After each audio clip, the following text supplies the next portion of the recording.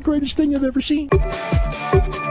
You're overdue. I just felt it's something that makes you look good, and that's cool, and you know, I'm all for it, but I think you need to tone this down because now it's getting obtrusive to the show. But they can go in the afternoon for a U.S. Hold show, on a second. as they did there, and they Dave? can do 180,000 buys for an afternoon show, which they've also done for All In. So Okay, we hold know on. they can do. We know they can do big. Can I numbers for an continue afternoon. this before you cut me off? We Yes, know go ahead. one thing. Yes. We know it No, I'm not might have done well because I'm it went not- on first. I'm not saying it would. Here's my thing, Dave.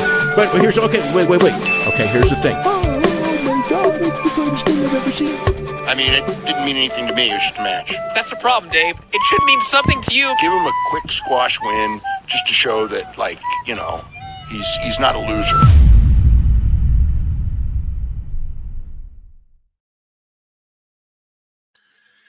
Ooh, what's up, everybody? Welcome to Dave Meltzer Dumb Moment of the Week. I am your host, the infallible Phil Marks. And I don't think we did an episode last week. So I am pumped to be back with DMDMW. Tonight, we're going to talk about how WrestleMania plans keep changing on Dave Meltzer and Dave Meltzer only. How WWE was trying to recruit black bodybuilders. Again, according to Dave. I don't it ain't me saying this shit, it's him. We are going to talk about some star ratings, his how his pay-per-view numbers are lies. This is going to be a long one. Get your super chats in, get your likes, your subscribes in, get your flutes in the chat, because it is time for everybody's favorite show. It was a segment on PWT Live Show, but it became so popular that it became its own show, Time Cop, and it is called Dave Meltzer Dumb Moment of the Week. Let's get him, we got him, we get him.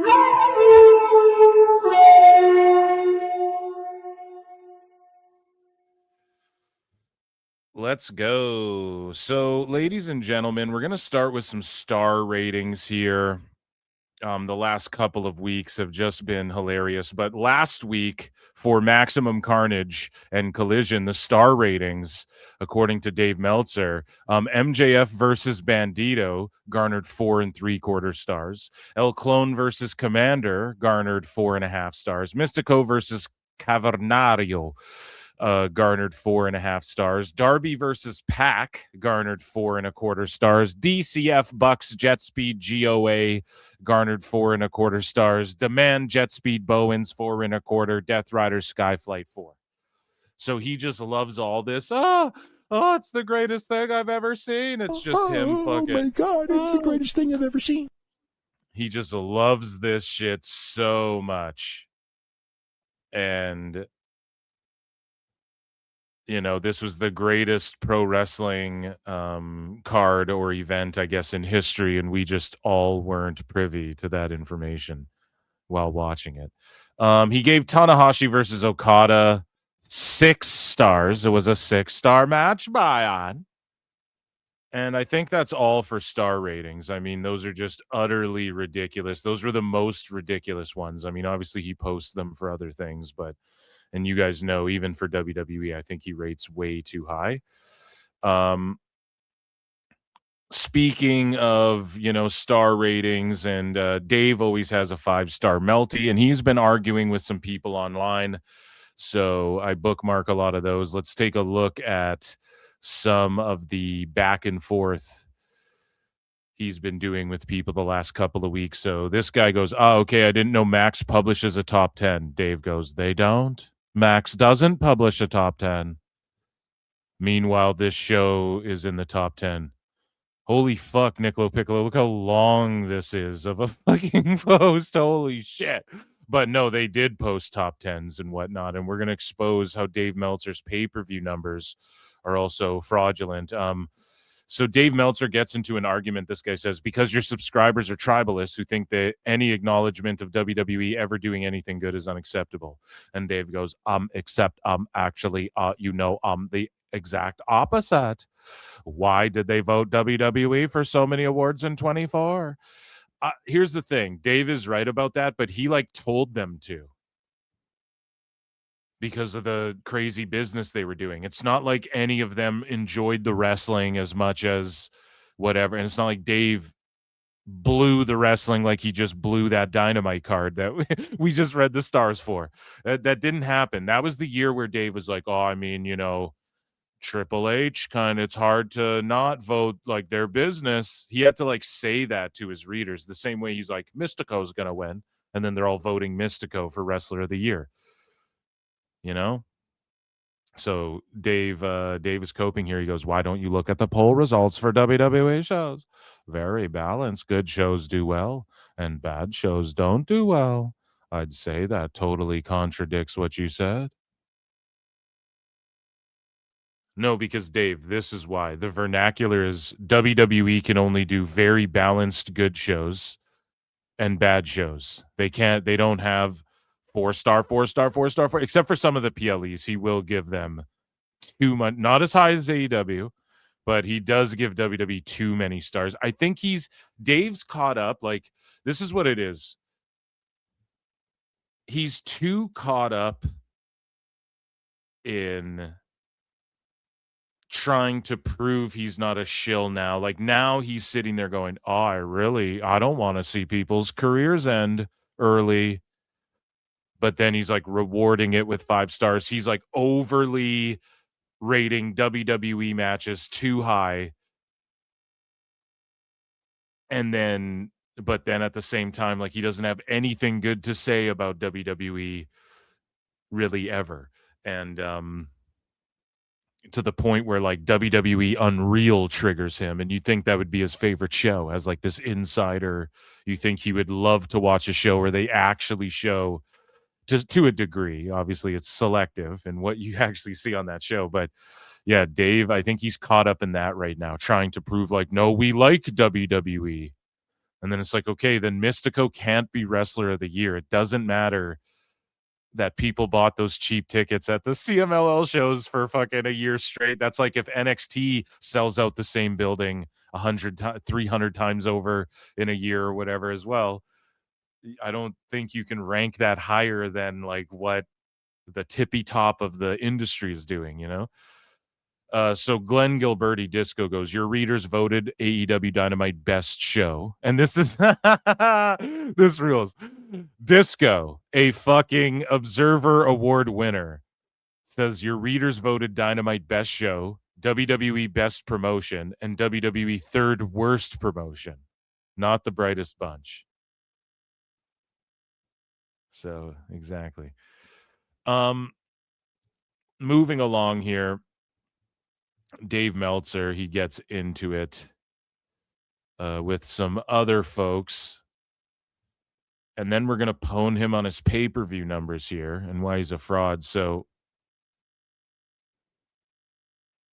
this guy, Myron Kidd, says, yet people like Noah Gilbert want to troll other companies. Meanwhile, his favorite billion-dollar company with a loaded roster can barely hit 500,000 viewers. And then Meltzer goes, yawn, doesn't even include Max, Brian. Dave, with Max, they're barely doing above 500,000 viewers when they do. If they don't do 400K or above, they're not doing over 500,000 because of Max. Otherwise, I want to see you glazing the TNA Plus numbers. Would be equivalent to a SmackDown number, but not counting anything west of the Mississippi. So with Max, Dave is still hanging on to, as of January 17, 2026, this man is still holding on to the notion that Dynamite's doing SmackDown numbers, that Max is going to come out and say AEW's doing 400,000, 500,000. Let's do some math here. So like Dynamite's did in the 300,000s over the holidays. We don't even know the Christmas number. So if you add Max, is that still around over the holidays? SmackDown's doing 900,000 just on USA. Not counting like the fucking Netflix streaming and all of that. That is a huge factor. I'm sorry. Like, That's how I only consume WWE on Netflix now, for the most part. 90% of it, personally. So it's like, not counting any of that. It's doing SmackDown number. It's so fucking stupid, right? And Max isn't included in Canada. We're not watching fucking Dynamite and Collision on Max, because that's not a thing. Okay, it's called Crave. And that's probably going away. So when Dave does this, so he still maintains that we're talking, when they do 300,000, that 400,000 to 600,000 are watching on Max to make it equal to SmackDown. That's what he still wants people to believe. It's so fucking cringe. It has hurt AEW more than anything, because they can't live up to this fake shit. Yawn doesn't even include Max. Why'd you write yawn? What are you, like a 13-year-old girl, Dave? Switchblade. I never said AEW did, and this is exactly it. Dave Meltzer's like, I never said that, but a very reputable BJ Bethel and Tony Khan hasn't denied it. So but I never said 500,000. But then he's here spurging out, arguing about 500,000. Because how else do we get there? I'm not saying 500,000. This is how Dave lies. He embellishes the truth. He lies by omission, right? He changes, he dances around, saying, so he's not technically, okay, you didn't say 500K, but what are you implying? What's the implication here, Dave? But yeah, I never said AEW did 500K, I promise. Reading is your friend. Learn and study. Frank DeFord. It's like, Dave, they're doing 300 to 500K now is the new norm. All the people didn't start watching on Max all of a sudden. Or we would see the Max numbers, because we have the WBD Nielsen charts where their percentage of the market would increase exponentially instead of losing and gaining 0.1% randomly. Is that whole 0.1% of those charts we pull up, is that all AEW fans who just follow it wherever? It's the dumbest thing. Even before the Max deal, when they had 1 million to 900,000 watching them, I would not believe for a second if they started on Max. Let's say they were doing 900,000 to 1 million every week, right? And then they announced Max, and then 500,000 was their new rating. And then Dave tried to argue, oh, well, everyone just went to Max. It would be more believable then, but I still wouldn't even believe 500,000.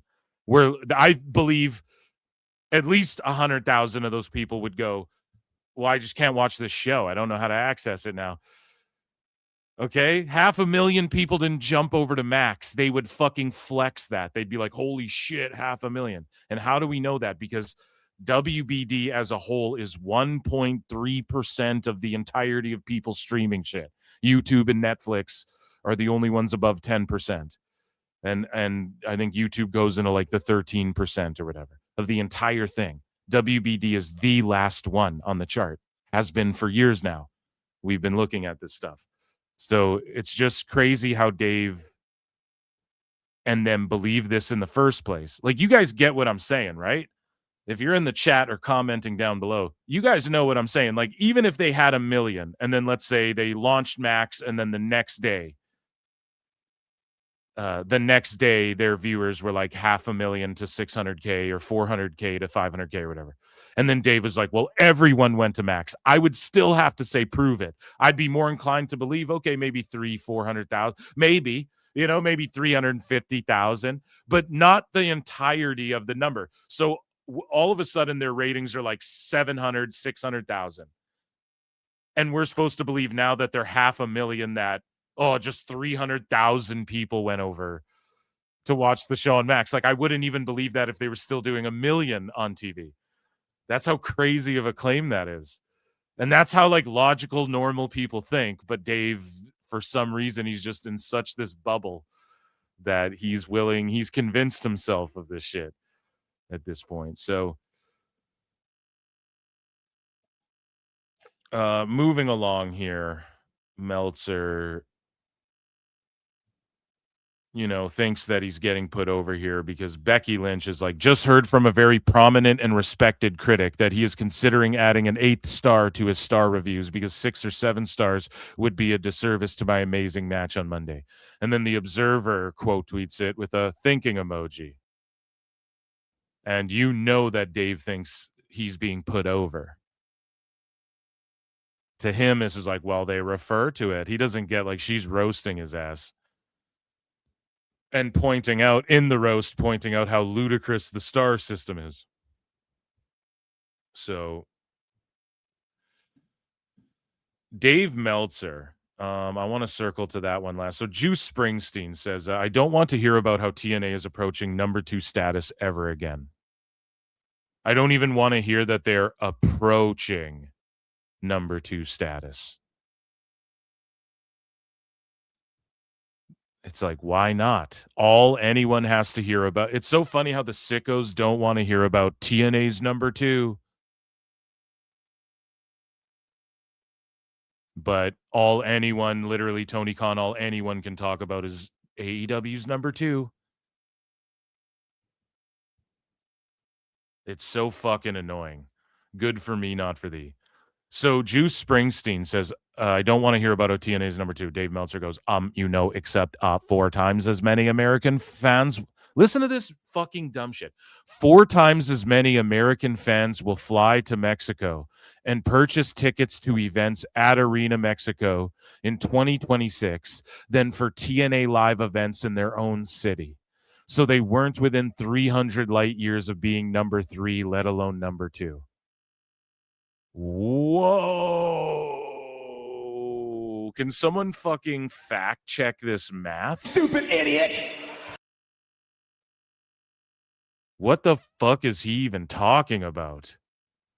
4 times as many American fans will fly to Mexico. How do you know this? 4 times?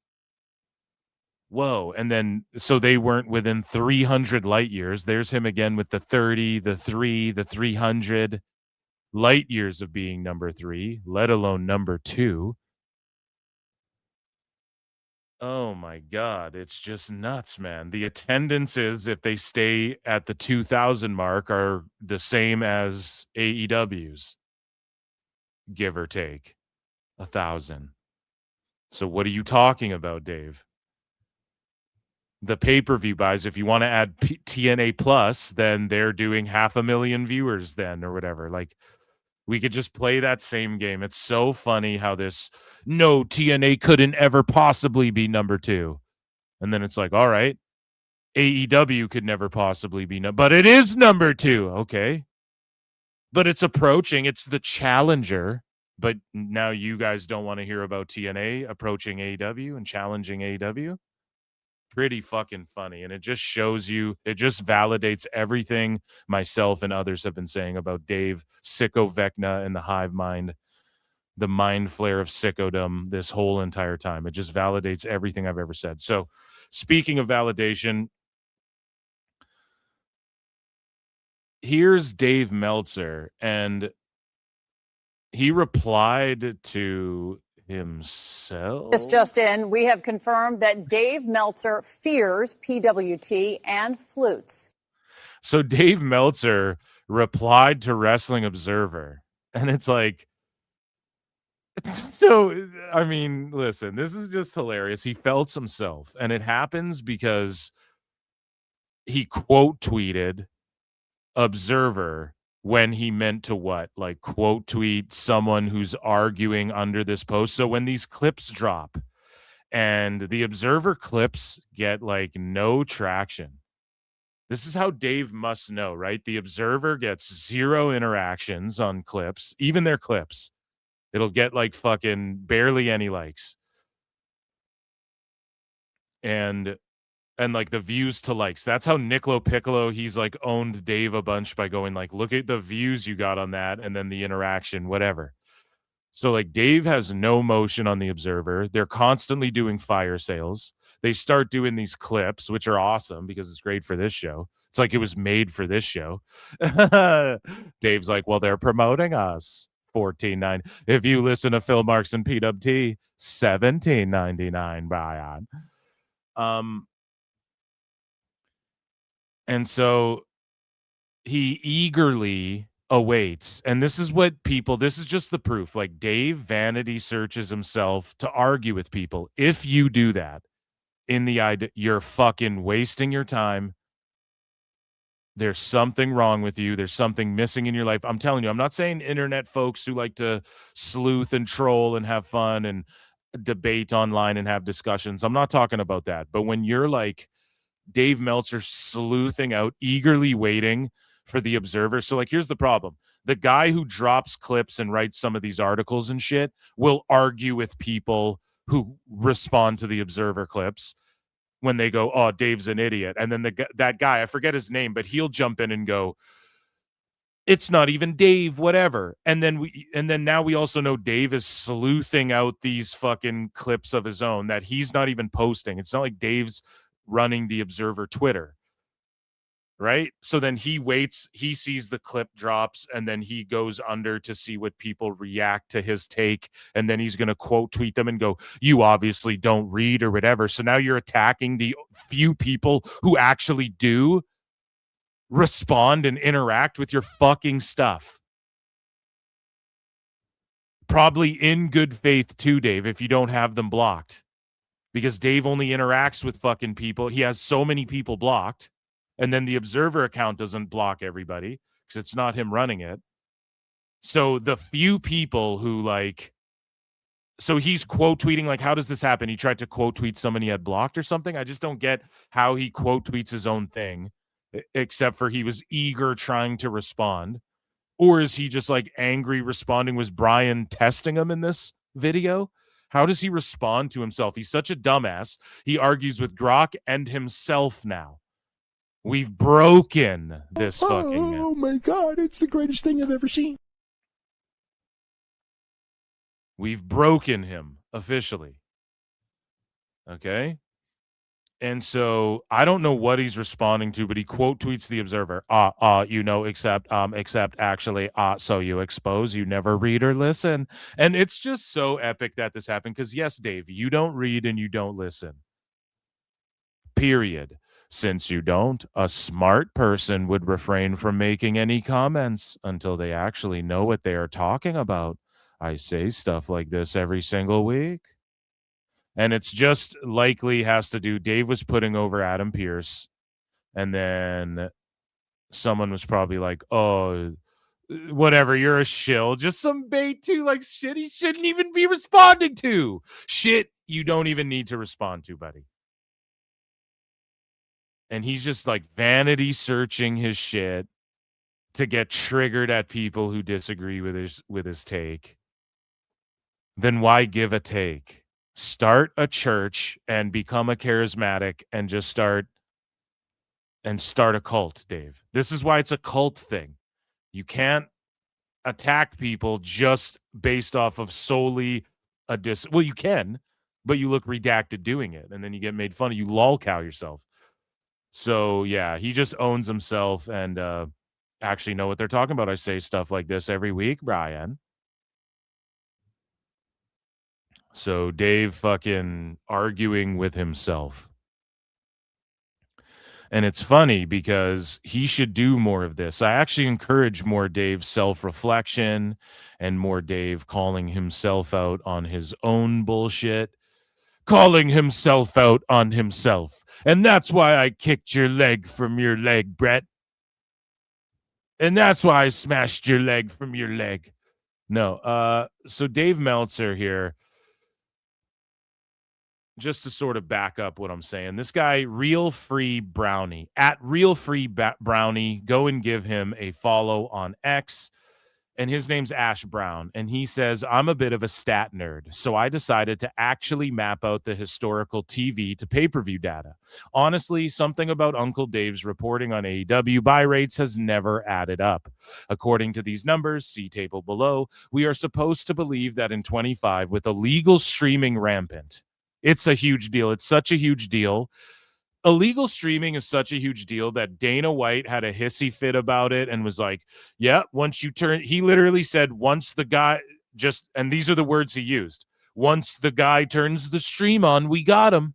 The FBI's outside his house. Turn that stream on this Saturday. The guy, like, didn't name Stream East or Crack Streams or any of these fucking, just said, yep, the guy who does the streams, like, we got him.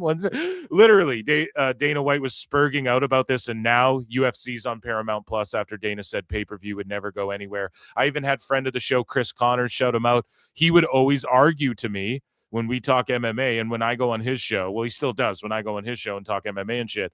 He would argue to me that Dana will never get rid of pay-per-view. Well, he got rid of pay-per-view, buddy. Everyone saw it coming. Pay-per-view is just a dead thing. Tony does it. Tony Khan does it because he's just trying to say, we did 150 pay-per-view.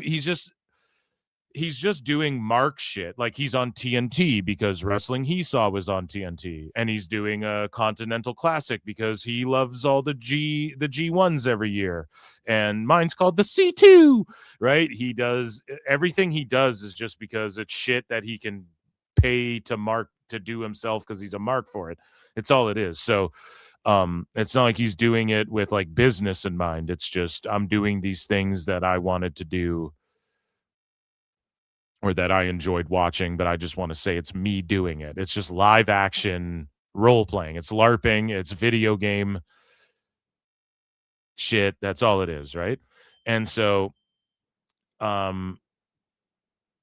it's funny because illegal streaming never gets brought into any of these conversations with Dave or anybody really, because Dave needs every view. He's already scrounging up every view he can to try and put Dynamite over. So if he were to say, oh yeah, the illegal streaming, like, what are the odds?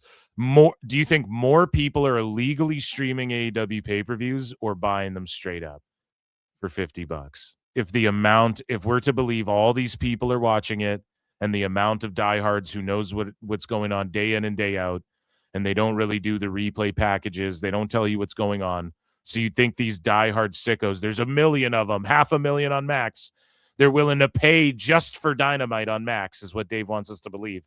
And so they're not willing to go buy these pay-per-views, or are a bunch of them just illegally are a bunch of these blue check grifters, okay, are they, and they get their fucking little $40 at the end of the month for just doing bait the whole month, talking about AEW and trashing the Fed? Are they using that to then buy the pay-per-view every month? Are you sure? I'm not convinced, right? So illegal streaming is like huge. AEW is converting nearly 24% of its audience into paying customers. According to Dave Meltzer, AEW is converting a quarter of its audience into paying customers. I don't know if I believe that. That is more than double the conversion rate of the WWF at the absolute peak of the Attitude Era, when everyone was buying fucking pay-per-views, when every bar had every pay-per-view, when fucking the Attitude Era, when fucking you'd ask, oh, can I go over to my friend's house because their parents would buy the pay-per-view? Or when people would chip in, yeah, $10, $10, 10, or $5, $5, we got 20 people over, let's buy the pay-per-view. Back when pay-per-view was pay-per-view and it was the Attitude Era.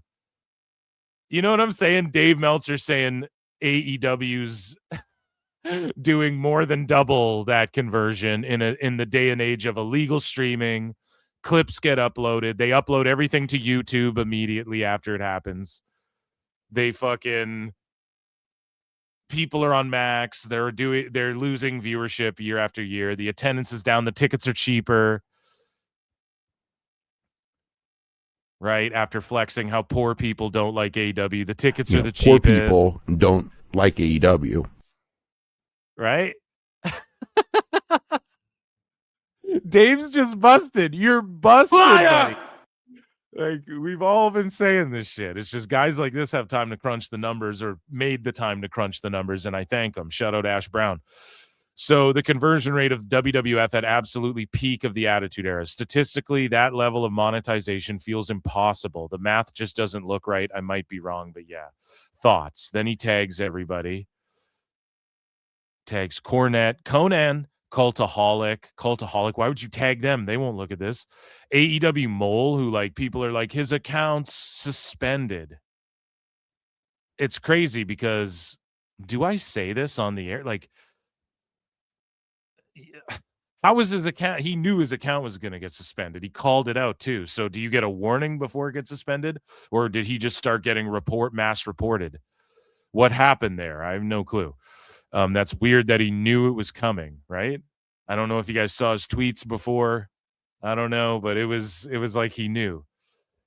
Call me Mystic Mole. I predict these things. So here's the conversion, pay-per-view, loyalty index. So this even has WCW. So when WCW in 96 was averaging 3 million viewers, they would do about 7.3%, 220,000 pay-per-view buys. Dave Meltzer in 2026, the year of our Lord, 2026. Dave wants us to believe that AEW is doing 150,000, 120,000. Look at these numbers. And they've only gone up since the inception. So when 1 million people used to watch AEW, they couldn't even crack 100,000 buys. But Dave wants us to believe now that everything's on streaming and he's the only source and it's invisible numbers and math.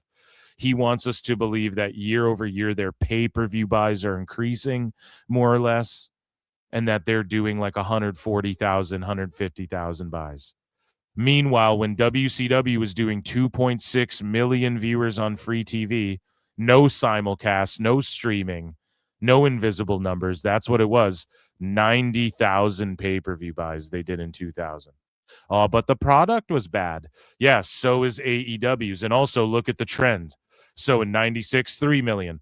4 million were watching WCW, 4.5 million in 98, and then in 99, 3.25, 2.6, huge fall off. Less than 1 million people watching the show year over year. Look at AEW. Less than fucking, like, look at this. 580,000 is the average. It's like half the audience fell off.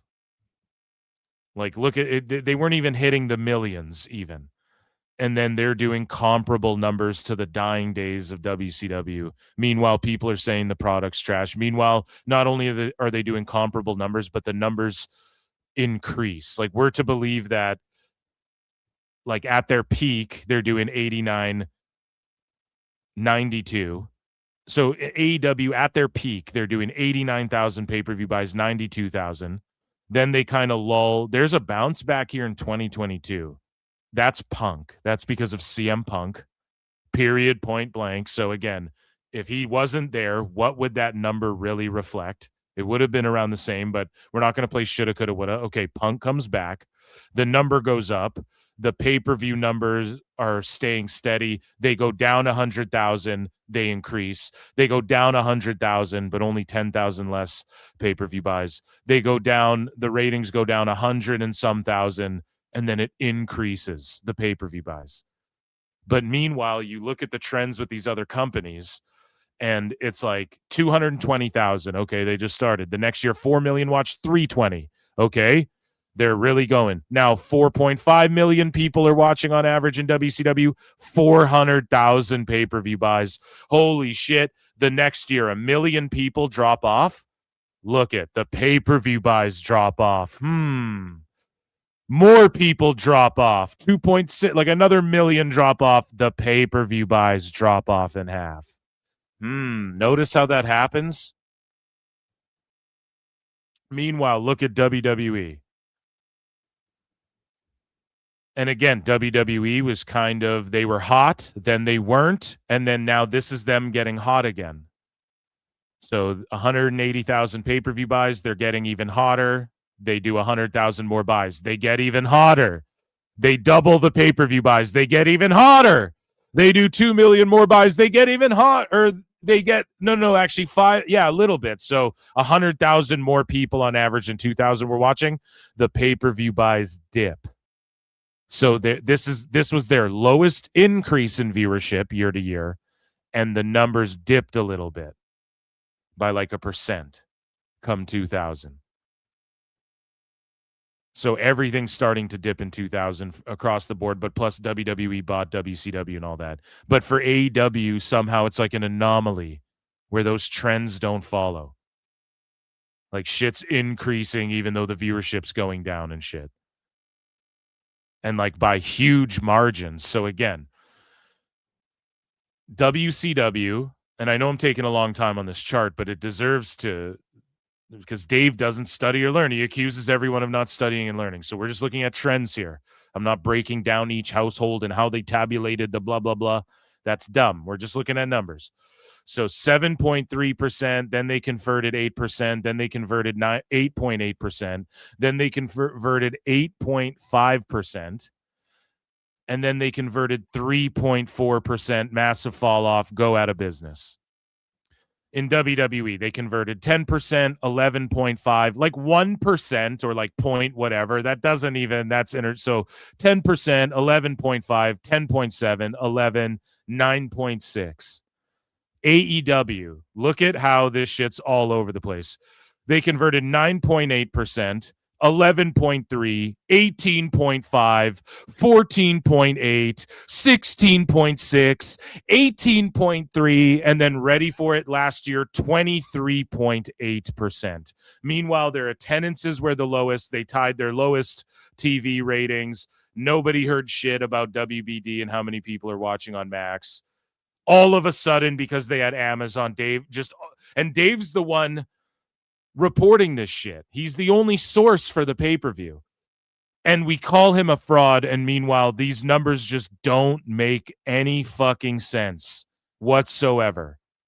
They're just all over the place. You can't really track the trend. It's like, okay, I guess this year a huge 6% increase, and then okay, I guess like 4% fall off and then a 2% increase, but then a 2% increase and then all of a sudden a 5% increase.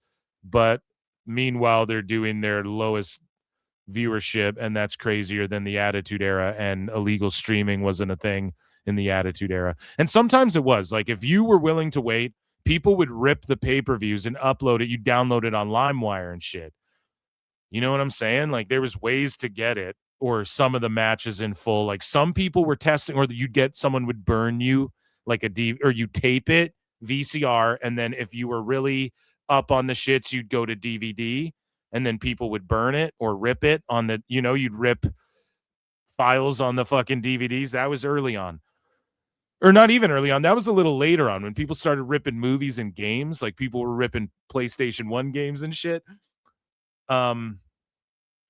But yeah, the math doesn't math, and the person at the helm of the fucking math is Dave Meltzer. So what does Dave do? Because this isn't done. Ash Brown follows up and he says, FYI, this is all public accessible data. I only tagged people that have questioned the legitimacy of Dave's reporting. Others would just shoot it down besides the data. This is only domestic USA numbers. Illegal streaming pay-per-view is more prevalent these days versus the 90s. Bro, way more prevalent due to the tech not being available in the 90s. Everyone, chat, show of hands, who's been to a fucking bar even where they're using a site? Everyone's fucking witnessed this. I'm sure if you've gone to watch the UFC or anything, because these, UFC, they started going to these bars and shit and like charging people because they would order the pay-per-view but show it on like multiple screens or whatever the fuck, however they do it. And then they're like, no, it has to be per screen. You buy the pay-per-view, and like people, it's all tried and true. Dave doesn't know nothing about none of this. So due to the tech not being available in the 90s, I don't hate AEW. I think it's good for the industry having alternatives. Just questioning the legitimacy of Dave's reporting of the numbers doesn't include the $500K a week on HBO Max. And then this guy follows up. I must have hit a nerve. I could follow him yesterday. This is why I called it out, and he blocked me. So Dave blocked his ass, saw that this guy studied and learned, All this guy did was studied and learned the fucking Best guys, Tony Khan. All he did was read, Dave. He studied and learned. Didn't even talk shit about Dave. Called him Uncle Dave, but is that even a bad thing? Like Snoop Dogg's Uncle Snoop, you know? I call Bully Ray Uncle Bully. He's just calling Uncle Dave. Like, yeah, I know if he went Unca Dave, okay, maybe. But he just fucking Dave saw this, got triggered, blocked the guy. Dave, if you love studying and learning, why not just retweet this and kindly go, this is where you're wrong, this is where you're right, maybe my numbers are off.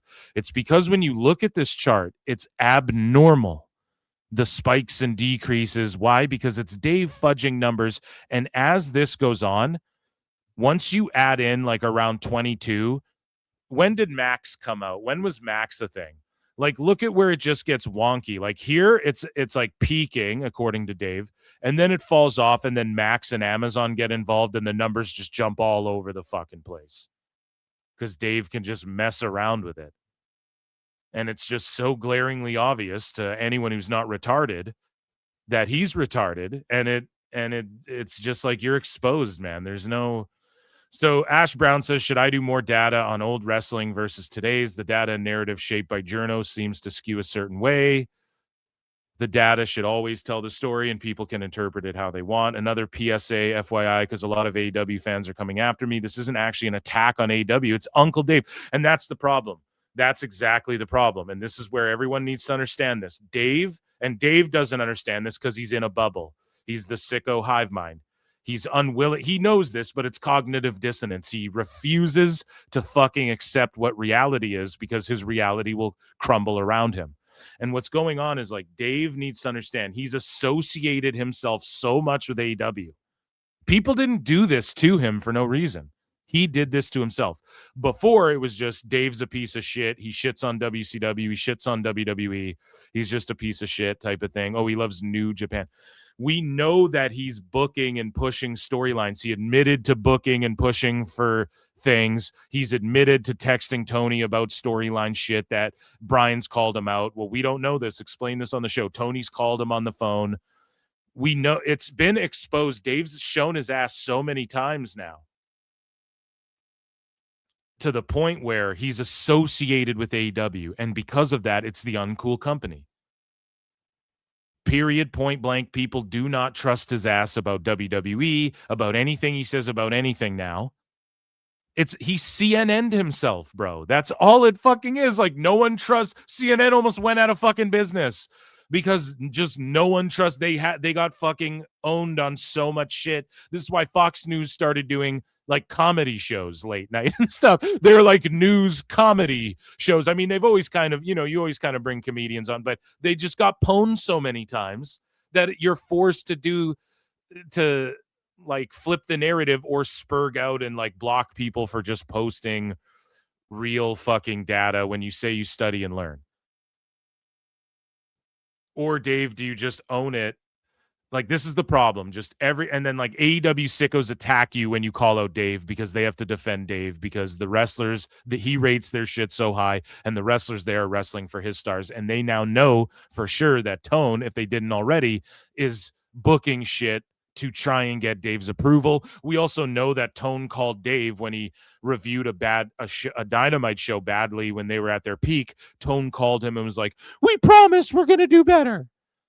So now you are AEW, bro, even if you're not getting paid from it, even if you're not getting paid by it, you are AEW. That's how people associate you. And yeah, it's like, this is more proof. He's like, dude, sickos are coming at me. I don't hate AEW. Now you can't even use AEW to show that Dave's a fraud.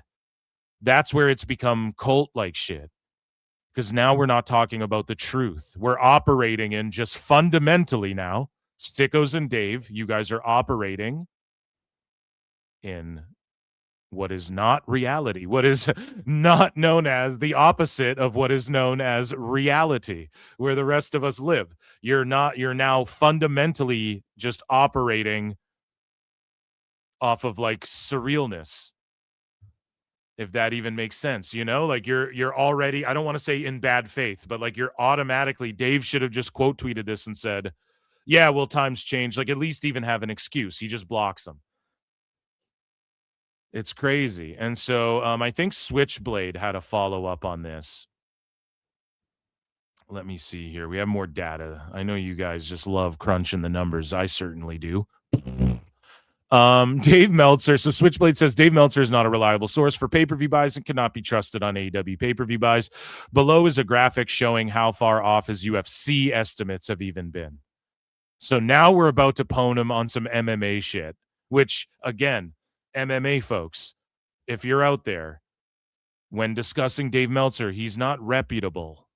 He's not a known he isn't, okay? If you just dabble a little bit in the pro wrestling sphere, you'll realize he's probably been lying about the MMA shit as well. Below is a graphic showing how far off his UFC estimates have been. For example, his pay-per-view estimates in 2016 were off by 22% on average compared to real numbers from lawsuits and investor guides. He may have been reliable at one time in the days when pay-per-views was strictly cable and satellite. I agree fully, wholeheartedly. Yes.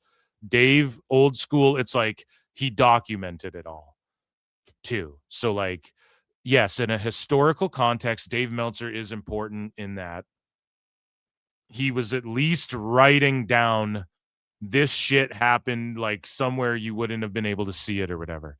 But ever since the internet and like the modern era, he could not be more irrelevant. He would make so much more money and make so much more sense if he just dropped the journo thing, and he can review shows if he wants and shit. And if he just like focused on historical stuff and then maybe PWI'd himself where he's like, it's kayfabe, he'd be better off and people wouldn't clown him. But those days are long gone. All public metrics related to AEW pay-per-view are down significantly. Real YouTube pay-per-views, which I've been tracking, are down significantly, as is Google search interest, which is huge. YouTube is the number one streamer. Get that through your heads. More than Netflix, more than anything. You can't tell me that YouTube isn't the amount of people watching the pay-per-view. Like, you can't tell me that metric doesn't matter. And Dave doesn't even talk about it. So Meltzer says no wrestling, boxing, MMA sports, or events on pay-per-view have ever had such rock-solid consistency and buy rates ever in the history of pay-per-view. AEW is, according to Dave's secret numbers, he gets fed from Tony. So, again, are these far off? So Couture versus Liddell 3, the real number 382. Meltzer's number 400, a difference in 4%. I mean, that's not even that bad. Right? These ones are bad. Like Lesnar versus Couture, Dave said it did 1.1 million. It did 743,000 pay-per-view buys, so he was off huge there. But look, it seems like as time went on, from UFC 57 to UFC like 65, he was spot on. And then in the year 2006 at some point, he's just way off. He's off by 15%, 13%, 15%, 26%, 18%, 15%. Like, as technology evolved and as time has gone on, Dave, he's off by 38%, 24%, right? But this is back in like 2016. But even that, UFC 200, like,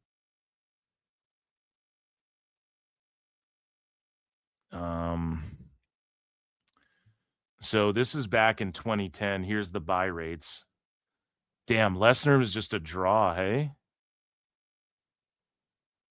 1.1 million. St. Pierre's up there too. GSP fucking ruled. Yeah, so it just is interesting to see how Dave's, like, even this, if anything, what this proves is Dave just started falling off. Like, he's spot on. Okay, he's 5% off. Like, the real number's 382. He gets 400K. That's actually pretty good. The real number was 657. He guessed 620. But it seems as though he's been guessing this whole time, or whatever his quote unquote source is, has been off a little bit. But either way, like you just see, like 2006 and on, he just completely fucking fell off.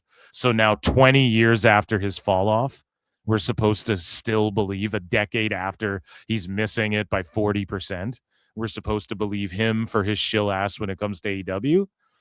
I don't think so, man. I really don't think so. Let me check in with chat here. I see I have a couple super chats. I'm not a shark, I'm a man. I, for 2, says Tism talk time, daddy. Hell yeah. You're right. Who, me? I know, yes. I'm not a shark, I'm a man. Again, for 2, says all other feds equals linear regression. AEW is polynomial. Fucking bars, dude. If you tweeted that out, Dave would block you. Oh my God, it's the greatest thing I've ever seen. Thank you for your support. I really appreciate that. You guys can super chat in, and make sure you hit like, subscribe, tell a friend, flutes in the chat.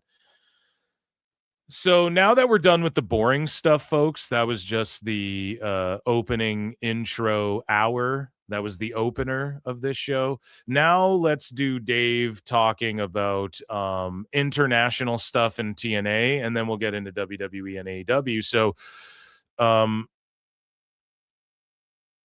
Dave Meltzer talks about, based on his ratings, that this is the best year for pro wrestling in the history of pro wrestling, which we know, and I agree, he rates shit too high. But it's funny that he's like, this was the greatest year ever all around for matches and everything. And I wonder if, like, can we really say that? Is this the best year ever for all around, every show had banging wrestling? I think maybe you could argue that, because I've argued in the past, your boy Phil has argued in the past that, everyone can wrestle now. So it's not a matter of like, but Daniel Garcia, he's just really good at doing wrestling moves. He can wrestle really good. Okay, everyone can wrestle now. You know what I mean? So we need you're going to have to give me a little bit something more than that. What makes me care about this guy? Look at him, don't care. He shakes his dick, I don't care. It didn't get over, it didn't work. He pretends to be a badass, I don't care. Taps out Danielson, no one cares. Maybe it's time to stop. No? Men, no? So yeah, maybe overall just the quality of professional wrestlers, the quality is there.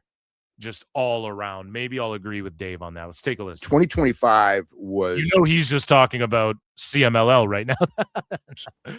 Like, based on my ratings, for whatever that's worth, was the best year for wrestling matches in history of this industry. And not based on my ratings, but it was the best year overall for business in probably 2 decades plus. As far... I need people to understand this too. And WWE is a huge part of that. And it's crazy how, other than AEW, every fucking company is seeing a bit of a boom period. Like from MLW to JCW, people talk about. TNA is back now. They had one bad debut show, but like they've had 10 days. They're back, right? It's crazy. And then AEW, the only way we can say, oh man, they're just banging it out and seeing a fucking resurgence, is if we believe the 500,000 on Max. That's literally the end Dave's invisible pay-per-view buys that we just debunked. That's literally the only way you could, those are the only things you could point to, the things Dave is making up. He's the only source on these 2 things that you could go, okay, yeah, AEW. If they're pay-per-views and there's 500K watching on Max, they're crushing it. Holy shit. Everything else indicates they're not. ROH is nothing. And every other wrestling fed, literally indies, everything is booming again. And pro wrestling's super popular again. It's pretty crazy. It's like different companies doing well. I mean, WWE setting records, CMLL setting records, Stardom being the most, the most popular women's promotion since the heyday of All Japan and Women, and on it goes. It was really, when you look back in the years now over, it was really a monumental year for the business. And I don't know that the fact that the matches were great, probably the best year for any company on pay-per-views, I think, ever too. But the matches, The best year for any companies in pay-per-view ever too. Dave, we just looked at the chart. Is that why you blocked that guy? Tell us what you know, you goddamn liar! Learn, baby, learn. Meltzer Inferno. Did he really just say that shit? being great, but the business being great. And I don't think that those are both one. I mean, I don't even know that both are ones related to the other so much. I mean, as much as it's somewhat coincidental, some of it does carry over, but looking back now that the year's over, it was really an incredibly monumental year. See, the problem with Dave is he's trying to like blanket statement that, and it's true, but not for AEW. Just not for AEW. You have to admit that. And meanwhile, this is the year too that everyone's like, it's the least creative. 2025 is one of the worst years in wrestling history creatively, and the product and everything across the board, which maybe, other than the Cena thing, maybe you could argue that. I don't even know what you'd stack it up to. What was the bad year in the 90s? Like 94, 95, right? So like, okay, isn't that everybody unanimously agrees that was the worst year? It's like, was it as bad as that? I don't know. Was it the worst? I don't know, but the business is fucking booming. Just pro wrestling in general, that's for goddamn sure. For the industry in a lot of ways. Yeah. Dave, don't sound too disappointed while talking about that, So Dave continues on. He talks about Mystico and Wrestler of the Year. Who's number 2, John Cena or Kamitani? Cena, Kamitani, and Mystico are Dave's fucking Wrestlers of the Year. The biggie, the Luthez Ric Flair Award. I'm certainly leaning towards Mystico this year. Pollock. I mean, you can make the argument. Pollock, shut the fuck up. Pollock used to rule when he was on the Fight Network back in the day. Buddy, you don't think Mystico is Wrestler of the fucking Year, man. You do not think that. Like, certainly, like, for the shows he was on, like, Cena. For the shows he was on, fucking, oh my God. Was, a major force this year, and the business that he generated, and that goes kind of part and parcel with Cody. I just look at what Mystico did, and doing it at Arena Mexico on a weekly basis. Mystico, he's doing 7 days a week at 43 years old now. I mean, you never know how. No, he doesn't wrestle 7 days a week.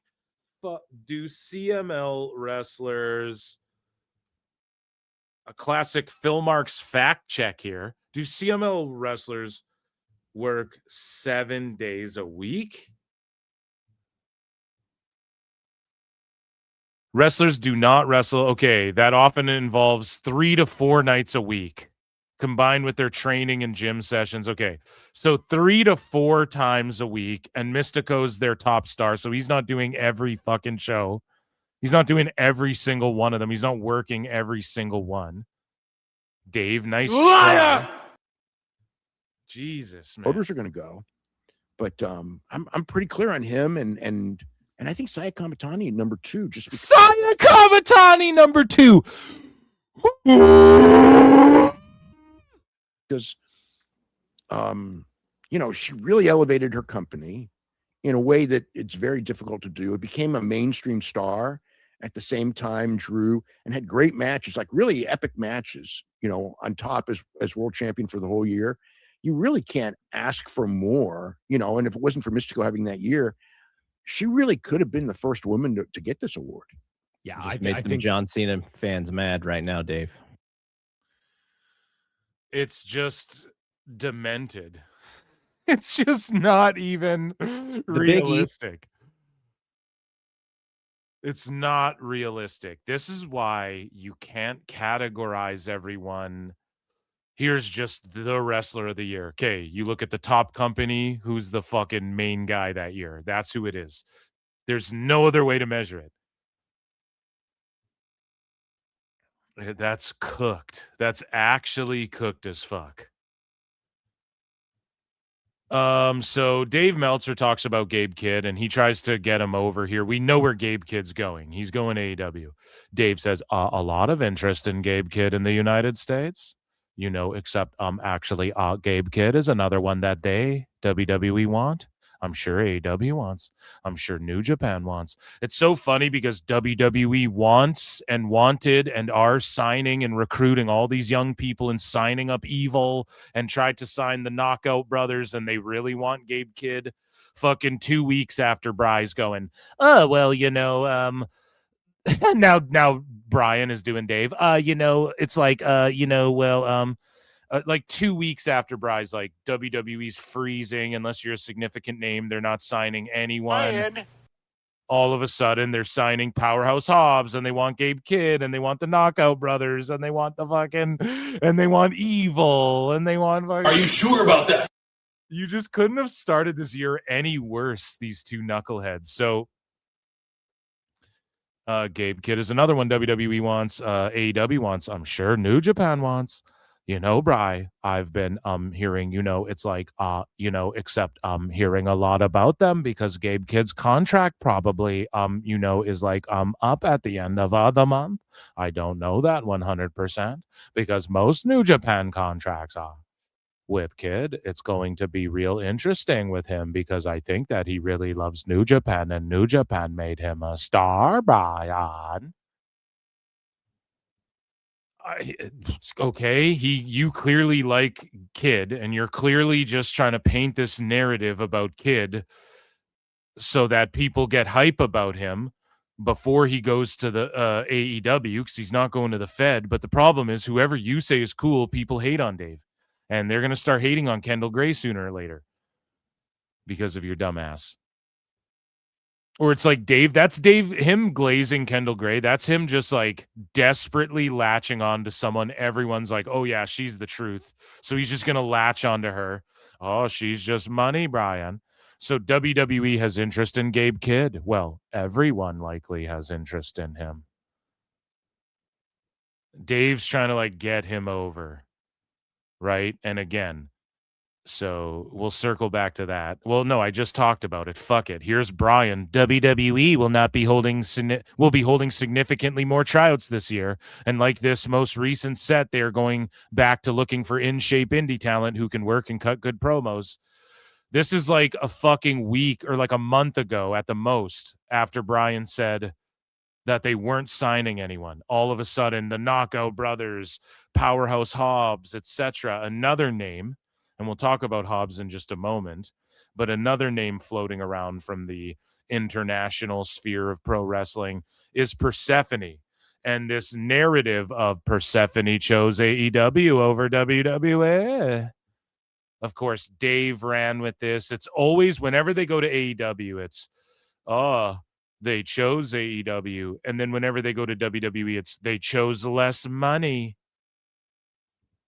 And people are just getting sick and tired of these dumbasses flipping everything like this.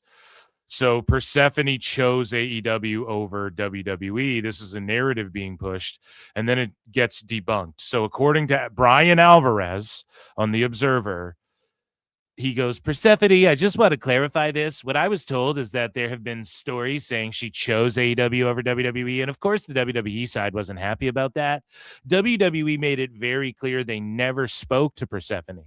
She has been under contract with CMLL and was not able to talk to WWE at all. So that's just directly refuting Dave and all these fucking sickos. And it's funny when Bry does this. He does this to himself.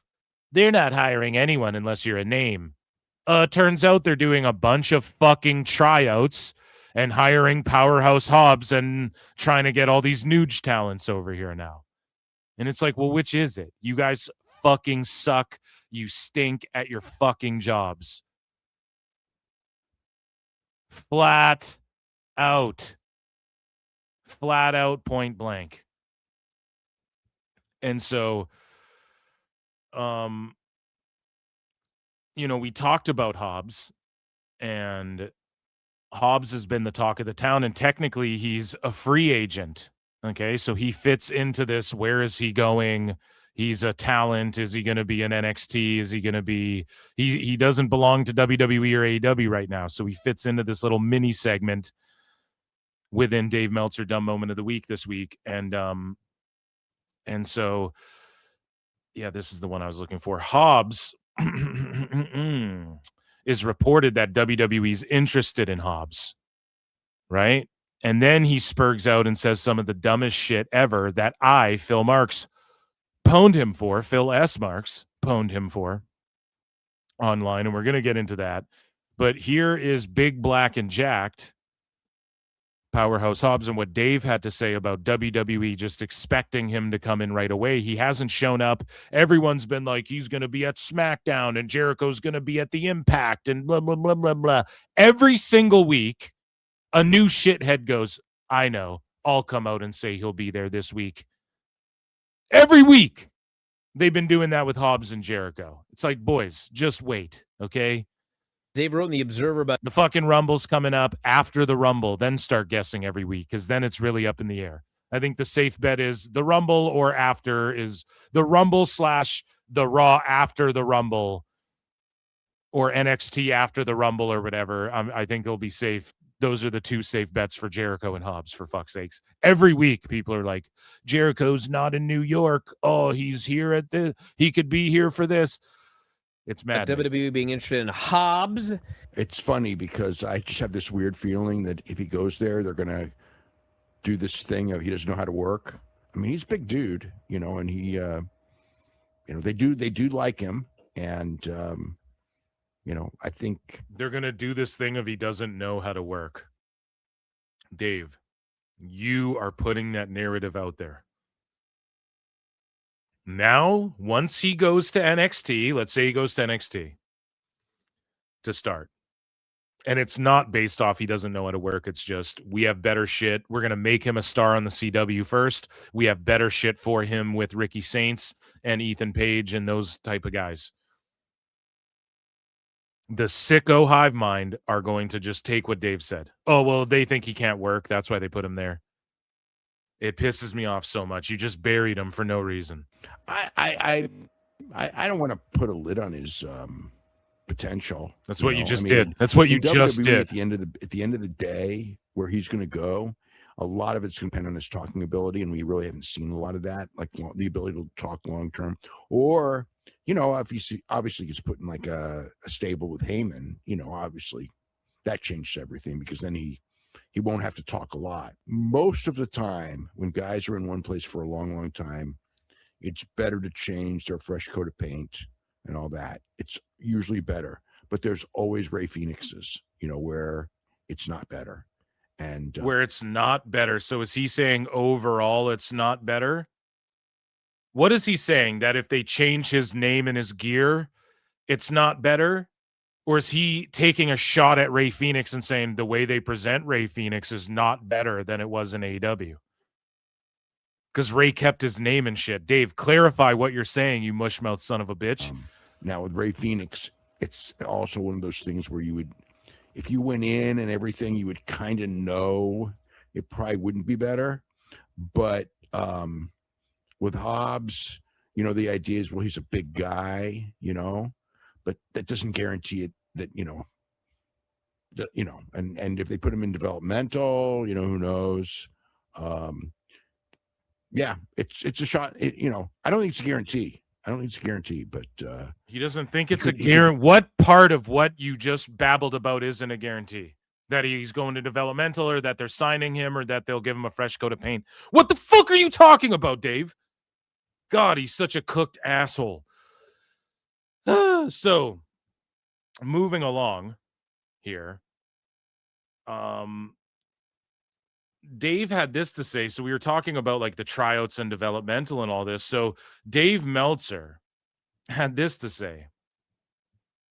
There was a focus on black males and bodybuilders at this week's WWE tryouts due to the criticism that Paul Levesque doesn't push black males. Chat. This is why PWT is important for the IWC and just for pro wrestling in general as a whole. Because we talked about the people who were being ID'd. Remember those two white boy bodybuilders What about Starboy Charlie, the little dude who does flips, who wears the overalls? Oh, Dave, you mean all of these big, giant black bodybuilders? Yeah. This is what the tryouts was mostly comprised of. And then that girl, that blonde white girl who concussed herself. Oh, yeah, Dave? So the focus is big, black, jacked bodybuilders because Powerhouse Hobbs is coming in and because Triple H is racialist. Are you fucking kidding me? Meanwhile, look at AEW if you want to play that card. Look at what Lashley and Benjamin are doing. Look at what they had Hobbs doing. Backup dancer trio wrestlers. Tag team trio champs. Not being pushed. Just floundering in these mid fucking programs where they're going to fight Ricochet and shit. But Triple H doesn't push big jack black dudes, and there was a focus on these tryouts on big black jack dudes. Big black bodybuilder dudes. Right? Like, you can't make Liar! This right? And Dave just, again, like tokenizing fucking, how about they're just good? If they're good, they're good. And how about they're clearly signing Hobbs and you're melting down about it? So there you go. How about shut the fuck up, Dave? How about just stop? You're fucking old. You're out of touch.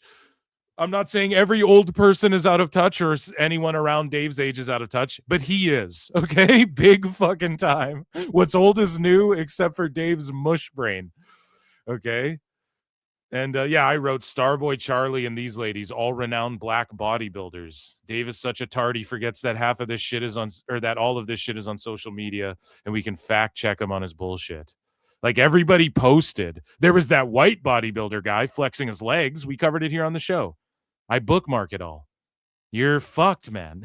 Like, you're cooked. You can't just lie about shit like this, Dave. We have the fucking internet now. So, moving along here, he said there's one or two more things I think he said about the tryouts and all of that, and then we'll get more into, like, WWE, and this is it here. So, observer attendee says everyone's getting concussed left and right at WWE tryouts. And it's like, Dave, why are you running with this? Like, we played the girl on PWT live show live every Wednesday and Saturday night. Hit like and subscribe, guys.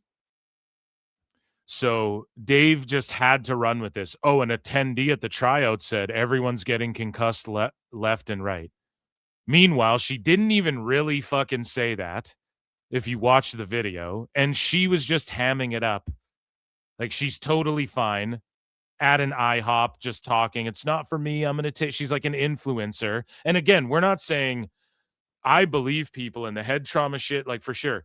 It's just that she was clearly hamming it up. And like, once she's like, I just got back from the doctor and they say I'm concussed. And then she's like acting fucking like she can't focus and she has a cold and shit. We made fun of it on the live show. She clearly just couldn't handle getting her head rocked and bumping. And yeah, it's not for everybody. And yeah, that's what you sign up for. It's a physical fucking sport. Like, you're going to take damage. You're agreeing I'm getting CTE at a faster rate than everyone else on planet Earth by playing any sport, really. That's what you're signing up for. You're agreeing to that. And in exchange, you might get millions and millions of dollars and fame and glory and get to travel the world and do your dream job and all this shit, right? Everybody understands this when you get into sports. So, especially in 2026. So this girl was hamming it up, but of course the Observer just had to run with this. This is their headline from the tryouts, not a correction on, hey, this little tiny white girl fucking said she got rocked and there actually wasn't a slew of big black jack dudes there. Right? That's not the headline. Let me correct this shit I just made up before. The headline is, oh, everyone's getting concussed left, right, and center, when that didn't happen because no one tweeted about it other than that one girl. And her experience is just, a bunch of people were getting slammed and going, damn, that's stiffer on my neck and head than I thought. Doesn't mean everyone's concussed left, right, and center. Of course, the Observer runs with that. Let's check in with chat here. Scully Vibes has been a member for 20 fucking months. Oh my God, guys. Memberships are only 99 cents. You get access to bonus shows. Every week I do bonus shows. I know this one got blocked. I'm trying to fucking clip it out. Patreon.com/pro wrestle times. And every live show, every member show, everything I do is on there if you sign up for that. And they're uncensored and unedited there.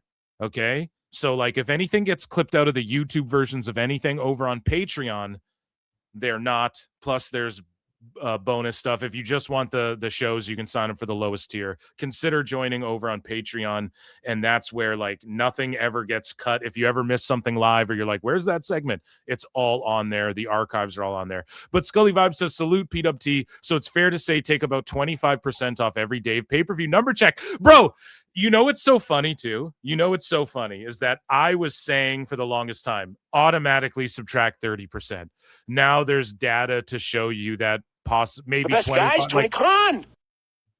You know, I just Just don't in from miss Phil with this Marks shit. of PWT. He says, Tell him. I told you so. 100%. Scully Vibes, if you haven't yet, check out Ricky Sosa, the indie wrestler. If you haven't seen his entrance and shit, check him out. He's next up. I'm not a shark, I'm a man. For two says, God damn, Dave is the platitude platypus with just worthless. The platitude platypus. You like those alliterations, don't you? I love that. Thank you so much. So, ladies and germs, let's move along here. Here's Dave actually talking about TNA a little bit. Did we throw that in here? So, well, here, actually, we talked about women's wrestlers. And so here's what Dave had to say about overall women's wrestling. And then we'll do TNA and then the WWE AEW stuff. So yeah, hit like, hit subscribe, tell a friend, super chat in, appreciate all the support. I'm trying to rip through it. I told you guys I had a lot in here this week. So here's Dave talking about women's wrestling in general. And of course we saw tons of women's wrestlers at those tryouts. And here's what Dave had to say. And he's got WrestleNomics. So WrestleNomics wrote this report. Thurston wrote full year 2025 top YouTube videos for WWE, AEW, and the rest. So again, Dave doesn't care about these videos, and he'll say this because blanket statement, women's wrestling YouTube videos in general. But if you just narrowed it down to AEW, you'd go their YouTube presence is shit in comparison, or it looks as though more people quit watching AEW on TV and just watch the clips on YouTube, which a bunch of people publicly say. If you go on Reddit, if you go on Facebook, if you look at on Twitter and shit, people say that all the time, that they don't watch AEW anymore. They'll buy the pay-per-views with some friends to fucking laugh at it, or they'll watch the clips because they upload everything. I'll watch the clips when the show's on, but I'm not gonna like watch the full Dynamite show. I can't do it. That's what most people say if you go on these Facebook groups and all that shit. So let's hear what Dave says about women's wrestling here, but he's still gonna shit on it, even though women's wrestling, I think, is really fucking good. Personally, you guys know I fight. I'm out there swinging and batting for the women's tag division, which they've kind of figured out now to where I'm bitching about it less. I think women's wrestling is awesome. You look at the pay-per-view numbers, Netflix dropped, not pay-per-view, sorry, the streaming numbers. Netflix dropped the streaming numbers, and Evolution was the least watched one. Streaming numbers wise on Netflix. Now, I'm not shocked by that. Just because, yeah, it's like women's MMA. I think there's a reason why it's like the WNBA. I'm sorry, but women doing physical shit is never going to be as exciting or entertaining as men doing the physical shit, especially when it comes to combat stuff. Now, I'm not saying the WNBA can't be exciting. I'm not even saying that I don't think the women, and here's the beauty of pro wrestling. The women are better than the men in a lot of ways because it's a performance. There's a lot of, for instance, there's a lot of women actresses and actors that are way better than a lot of men actors and shit, but it doesn't mean we want to see an all-female Ghostbusters. Just make Ghostbusters, right? You know what I mean? Just like if they made a new a movie called Powerpuff Girls and then they made it 3 dudes, I would go, this is dumb as fuck, right? It's the exact same thing, 1-to-1. But just women's combat, I just think there's still people who like aren't, and same with women's MMA. There's just people who aren't as into it. They're not going to be as into it. And especially just sports in general. I don't think you'll get as many people into the WNBA as the NBA. Why? Because dudes can just jump. They're faster. They jump higher. They dunk harder. They're more aggro and shit. Actually, I don't know, dude. In the WNBA, those ladies are just straight up fighting each other. they're just straight up fighting each other half the time. But you know, it just is what it is. Like, we've seen it happen in tennis recently. Recently, this happened. Like, where I'm talking less than a month ago, maybe a little over a month. I'm not sure. But they had a tennis match where, like, the number 1 ranked, who was it, took on, like, the number 600 guy. And they even made the court smaller on the women's side. And he fucking smoked her. And because why? It just is what it is. And looking at a guy, you see a Brock Lesnar and a Roman Reigns in the ring, and you're like, oh shit, or like a Brock and a, you know, and you're like, oh shit, that's crazy. You see a guy like Trick Williams and Randy Orton standing across the ring from each other. You're like, oh shit, imagine a shit popped off. These guys are money. It just doesn't, it'll never have the same effect as like, okay, now Alexa Bliss is going to do her moves to Nia Jax and shit. It just does not work as well. I'm sorry, it's never going to work as well. Does that mean that there aren't Rhea Ripley and shit who are bigger stars than most of the men? Yeah, I'm the one saying it on this show all the time. There are women right now. Is Io Sky better than like fucking in ring? Better than like 99% of dudes? Yeah. But at the same time, can Io Sky have like a Haas fight? Can she go out there and do what Briggs and Jensen did in the ring? No. On this last NXT, not Briggs, sorry, and Jensen, Shiloh Hill and Josh Briggs, right? That's their names, yeah. Sorry, not Brooks Jensen, that's his former tag partner. Like Hill and Briggs went out there and they just like had a hoss fight. Like that's where the heat is in pro wrestling. The heat is in, and I got to be honest, a lot of the girls' storylines in pro wrestling too, a lot of the women's storylines are just based on like, well, we're friends and now we're not friends. Like they're very childish and shit. But in fairness, that's what women are into. They're into Gilmore Girls and Pretty Little Liars and fucking all these shows that are like, we're friends. Oh, now we're not friends. And can you believe the love of my life? And then this friend, whatever.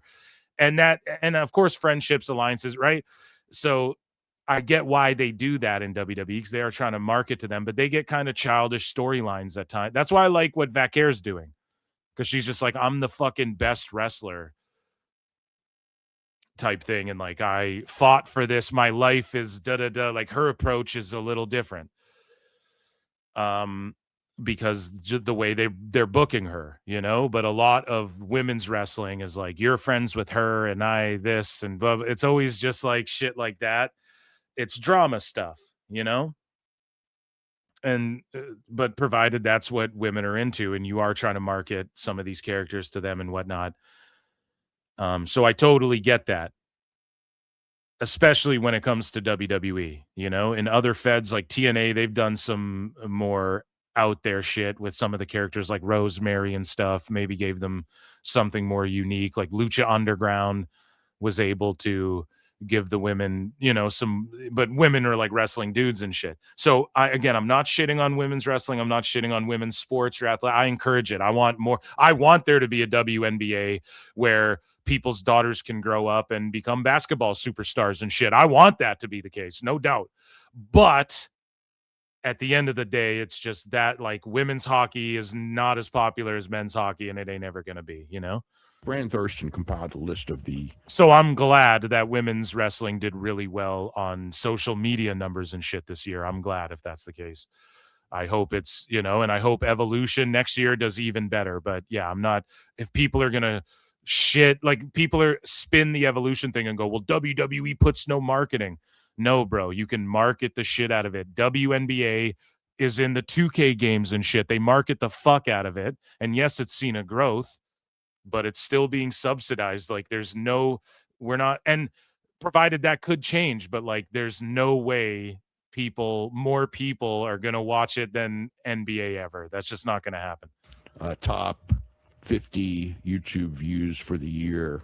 With WWE, it's dominated by John Cena, which is not a surprise, I suppose, but total domination by John Cena. And then the other people that are in a lot would probably be Roman Reigns, Seth Rollins, Punk, of course, and Randy Orton. It's really interesting because in both companies. So all WWE, and then he says in both companies. So I guess I won't roast Dave for saying both, because it's this thing like both, like it's WCW and WWF. Nope, but Thurston did just write about WWE. Oh, no. WWE, AEW, and the rest. Okay, so both companies. No, don't even compare AEW to WWE, Dave. Don't even do it. There is virtually no women at all. In the top 50, there might be like 3 or 4, and nothing. WWE's only stuff with women in the top 25 was the AJ Lee return, which of course was huge. That was huge.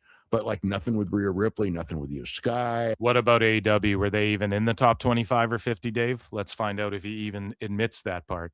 So he just said in the top 25, WWE's women all sucked. Was AEW even in the top 25 or 50, Dave? Liv Morgan, you would think that they're like top stars, and the criticism should be, if you're talking both companies like Dave is, man, AEW doesn't have shit in there. Not even one thing. WWE's got Rhea and Liv. They may crack the top 25. AEW doesn't even have a fucking chance. That would be the criticism for both companies. But instead he just goes, well, WWE, man, all their women suck, man. They're not even really stars. But when it comes to YouTube and what people watch on YouTube, it's very much those guys. From the AEW standpoint, it's Jon Moxley and Adam Copeland, and they're way ahead of everybody else. Adam Copeland has always done well there. The other thing that was big was and he's never there. He's barely been there, and he's about to leave in October. And Moxley gets the most views. Now, I wonder why that is. Is it because people want to see what freaky deaky ass shit he does? And I wonder why. Is that because he's Dean Ambrose in WWE, who people still love? The Shield is like, if Moxley went back to WWE tomorrow, we would all be like, oh my God, this rules. And they did some Shield throwback shit. Even wackos would love that, because he'd have that filter again. He'd actually have purpose and direction. The MJF Hurt Business stuff, week after week, which it's too bad that, the Hurt Business in reality didn't like this, because it was the best stuff that they were involved in. The only women's thing was so bad. It was cringe and bad. I'm sorry. Among the top was, no Tony Storm, no Mercedes. The only one I think was they released the Ronda Rousey match. That was actually so UFC and mainstream WWE and UFC superstar Ronda Rousey in ROH, proving, because it's not that AEW did anything. They just had Ronda Rousey in ROH, and then that's the top thing. No Monet, no Tony Storm. Okay, so is what Monet's been doing hasn't really helped anything, or what are we talking like? Crazy vision from a couple of years ago, when they did that deal and everything like that. So that they put that up on YouTube this year, and it was like top. And so that's from like 2-3 years ago. They uploaded it this year, and it was one of their top videos. So Dave's analysis should be AEW's not a draw. Ex-WWE guys doing stuff is a draw. Oh, Lashley and Moxley and Copeland? Oh, so all WWE guys. And then No Tony Storm, no fucking Mercedes, but Ronda Rousey, ex WWE UFC, did a one-off in ROH, and it was their top shit. And it's years later, proving that it's just when WWE people are in these videos, people go, oh, I'll look this up. Just like I'm sure TNA's best video is when AJ Styles showed up there. Oh, so the Fed is number one, and you just don't study or learn, or otherwise you'd be able to come to this conclusion yourself. Baby, learn. Like, Meltzer Inferno. Crazy to me. Whatever, it was in the top tier. So that was the only women's thing. Crazy. He doesn't go, yeah, it's alarming, man. Like AEW really, they need to figure this out. Like no motion with any of their OG stuff. Like there's no homegrown guys doing anything. Like, no one's really got motion. He would just argue, oh, well, MJF was in that is the reason why it got so many views, Bryan. Whole thing. So again, it's whatever it is. I mean, women wrestling is really popular, but whoever's watching this stuff on YouTube, they're not watching it for women's wrestling. Dave, that's his conclusion.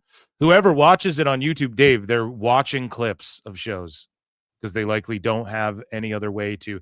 This is why the play is always made at the India market, because they account for a lot of views too on this shit. And they don't convert into dollars. You know what I'm saying? So I don't know, man. Dave just doesn't know what he's talking about. We know this. We know this at this point.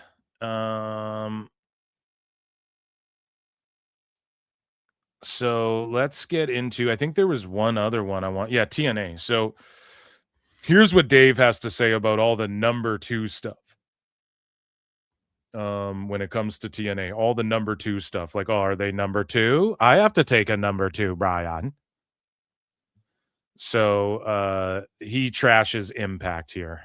The people who thought now that they're on AMC that they would do similar numbers to AEW, that's not happening. All the number 2 stuff was complete stupidity anyway. I mean, they were so far from number 2. It's not. So why is it stupid when people say AEW is so far from number 2? Even funny. They're not even, If you say this, you're just a hater. You're just a Fed bot, Fed drone. Meanwhile, if you say the same thing about TNA, no one cries, no one cares, other than me crying and caring about what Dave's saying. Even number 3 or number 4. The vibe I got watching it is like it's like we're taking all the WWE scraps. You know what I mean? Like, meanwhile, he just talked about how all of AEW's top videos are ex WWE guys. Lashley, who Dave was even like, I wouldn't sign them. Lashley, all WWE scraps. Mercedes and Tony don't even rank.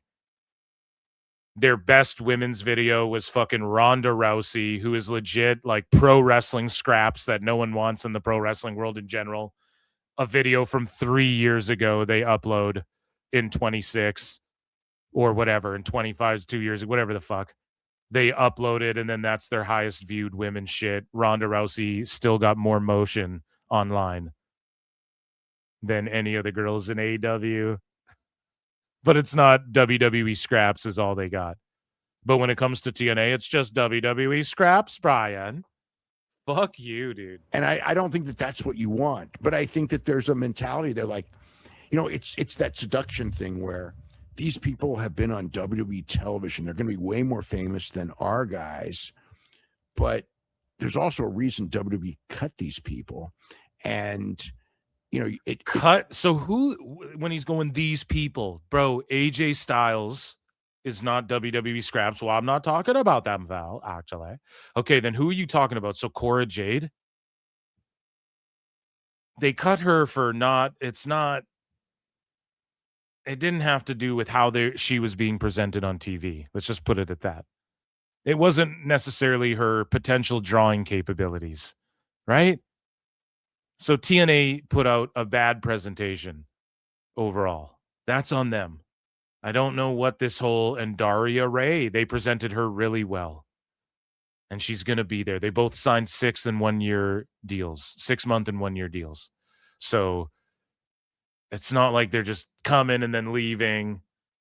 But I do get what Dave's saying. They tried to be WWE light. which is TNA's fucked up by doing that multiple times in the past.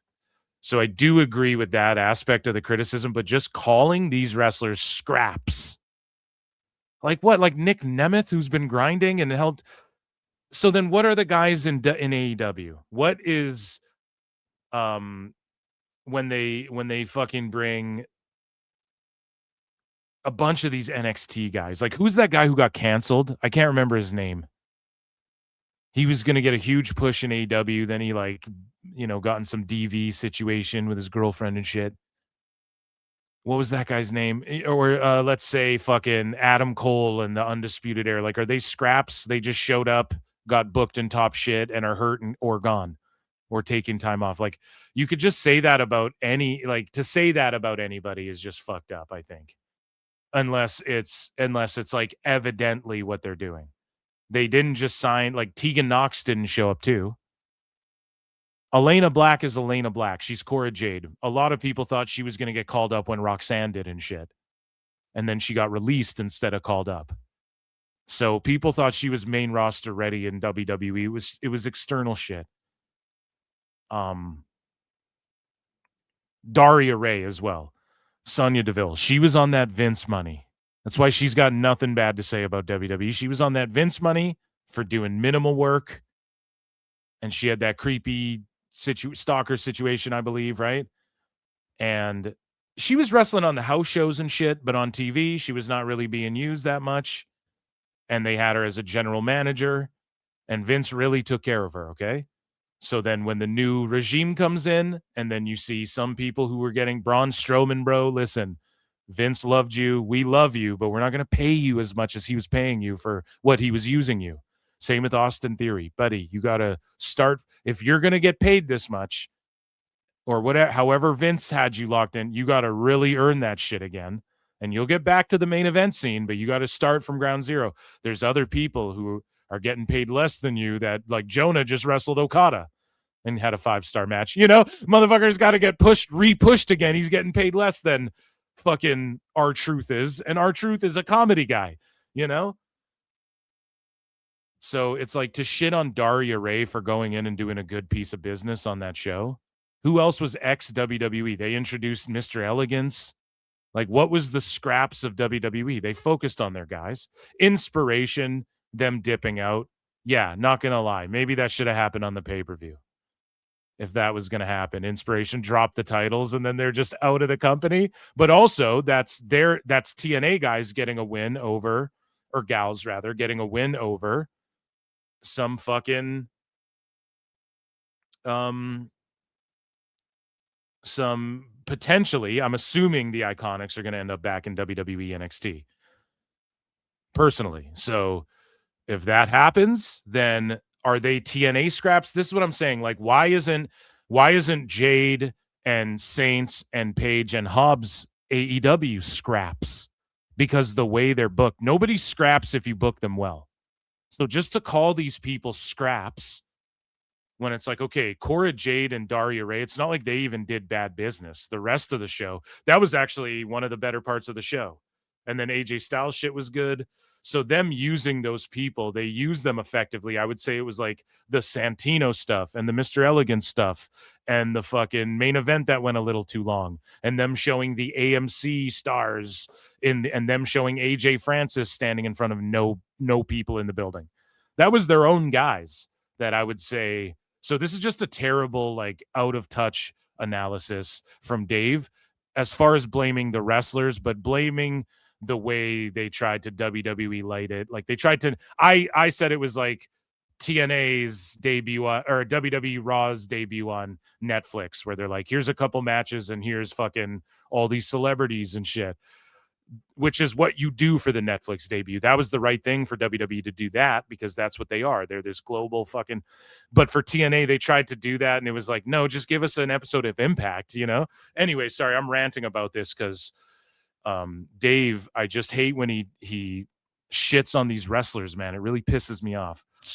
I don't know if it's better to, well, it is better to go out there and search and make your own people that are good as opposed to taking cash. Yeah, the Hardys guys. I think Jeff spent more time in TNA in his career than in WWE. Or is that false? Is it off by a few years? Guys like Kurt Angle spent more time. The Dudleys spent more time in TNA than they did in WWE. So the Hardys, if you're about to say they're WWE, if Dave is they're just WWE scraps, bro, they've been more associated.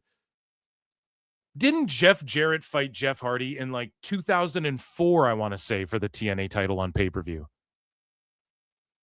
Jeff Jarrett versus Jeff Hardy in a ladder match. Wasn't that in like 04, dude? That's like over 20 years of the Hardys being fucking linked, closely connected with TNA just as much as WWE.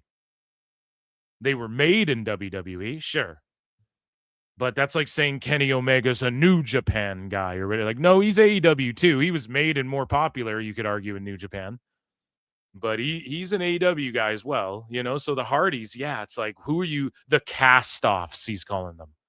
The Hardys, bro? Are you sure, man? Offs. And the last thing, I think a new promotion. Or are you just shitting on Cora Jade? Is WWE. I mean, it's like there's the and then mentality. Here's what the fuck Dave's saying, talking about TNA. The last thing, a new promotion. This is how retarded everyone is in the IWC. They're not a new promotion. This was their debut on AMC. This is like when SmackDown went from UPN to Spike TV or whatever. So I don't know they went from USA to UPN back to USA or whatever. I don't fucking know, right? This is like when Raw went to Spike TV and then went to TNN or whatever the fuck. Like, this is what this is. This is just TNA's now off of Access. It's on AMC. It's not a new company. Is WWE. I mean, it's like there's the mentality that WWE is what people want. And because it's so popular, so this is the right way to do it. It's people want big fight feel sports entertainment, and they want WWE. You're right about that. But out of pro wrestling, they want big fight feel sports based shit and really good storytelling with characters you can sink your teeth into, or they want like. And I would argue Lucha Underground. If someone came out with a new version of Lucha Underground that was like you don't have to do Lucha Underground, but like a cinematic universe pro wrestling show, I think that could work too again. One of these streamers should invest in one of these shows and just don't do these ugly contracts where people get locked up in it. But Dave, you don't know what people want, and here's the proof. Your dirt sheet has fallen off, and less people are watching AEW. And you have to lie about their pay-per-views and max numbers in order to salvage them. Otherwise, every other scientifically measurable piece of fucking analytical data you can look at that's palatable, that we can all look at and go, okay, well, they said this and you know, that all of that, if you actually study and learn, indicates AEW's going backwards and is less popular than ever.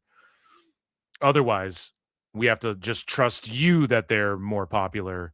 No one trusts what you like, Dave. What you like seems to be the least popular shit. It's the right way for WWE because that's how they do it. Copying WWE is the wrong way for everyone who wants to get a foothold because you've got no identity other than copying anyone is not the way to go. Then you're copying WWE, and there's already, 8 hours. 3, 5.5, 7.5, 7.5 hours a week of WWE. If there's not a pay-per-view or a Saturday Night's Main Event. He's right. WWE's the cream of the crop, though. He's admitting it here without saying it. People think that, you want to do WWE. You're just talking about variety. Yeah, absolutely. Just like every movie shouldn't try to be whatever, but there's core elements in movies that make movies good, and there are outliers that can stray from that or take those things and expand upon them and make them unique, a fresh coat of paint in a way that you might see a trope, but it's presented in a way you haven't seen it before. And so you go, oh, this movie fucking ruled. Every movie's been done before. Every type of story's been done before. So, Dave, you're just coming to the realization that WWE is the cream of the crop and everyone should stop copying them. And I agree. I fucking agree with that, but like, way to wake up, bud. So it's like people don't need more WWE.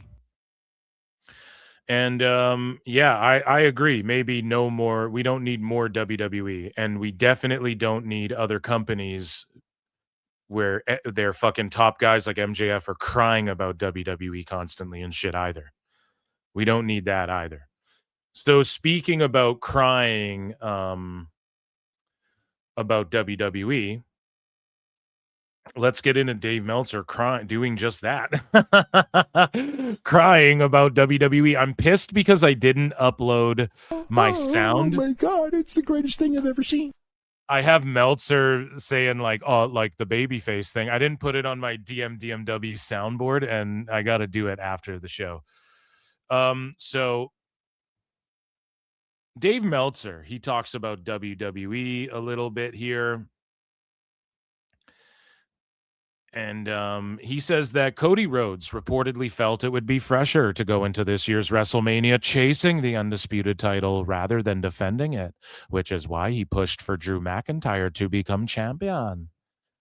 Now, I just want to say this. I don't believe him. Maybe that was a plan. Liar! But again, he just likes to fantasy mark book. I can tell you, and I'm not a fucking dirt sheet, but Drew was always going to win the fucking belt. It was just a matter of when. Also, I told you guys, Drew and Rhodes are going to feud for a long time. Like, it's going to be a long story, and it has been, and it will continue to be. By proxy, there might be other people who get in the mix, as we're starting to see, and Rhodes has to fight his way, and maybe he wins this Rumble. I don't know. My money's on Rhodes or Fatu winning the Rumble. Those are my two top picks right now. But Dave, he likes to do this thing where he just fantasy mark book shit and then extrapolates this extra. So who knows if the motive is Rhodes wants to chase it going into Mania. What if Rhodes is just in a big money match with Orton and he's not even going? Rhodes is in a spot where he doesn't even need to go for a belt at Mania this year. It could be all new people, and Rhodes could just be in like a money feud match the way Punk was or whatever. Like, he doesn't even, Dave is so fucking just attributing motive to Rhodes' shit. Like Rhodes talked to him or people that Rhodes talks to talk to him. I just don't know if I buy it. Moving along here. So more notes regarding WWE creative. Like Dave knows anything about it. William Regal's role isn't really creative. His role is to critique the style and believability of the matches during the shows. Michael Hayes is a day of the show producer and is part of the creative on the biggest shows. This is all shit we already knew. How is this notes? Dave, did the Observer just discover this? Paul Heyman is involved with the long-term discussions as well as being hands-on with the creative of his people, which include The Vision, Lesnar, and Reigns. Nick Khan, even though it's denied publicly, also has a voice when it comes to creative, but the only one he deals with is Paul Levesque and doesn't directly deal with the creative team.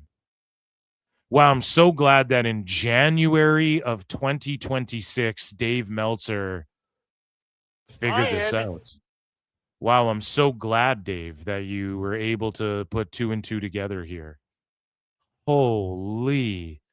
So we move along here, and Dave talks about Drew McIntyre winning the WWE title.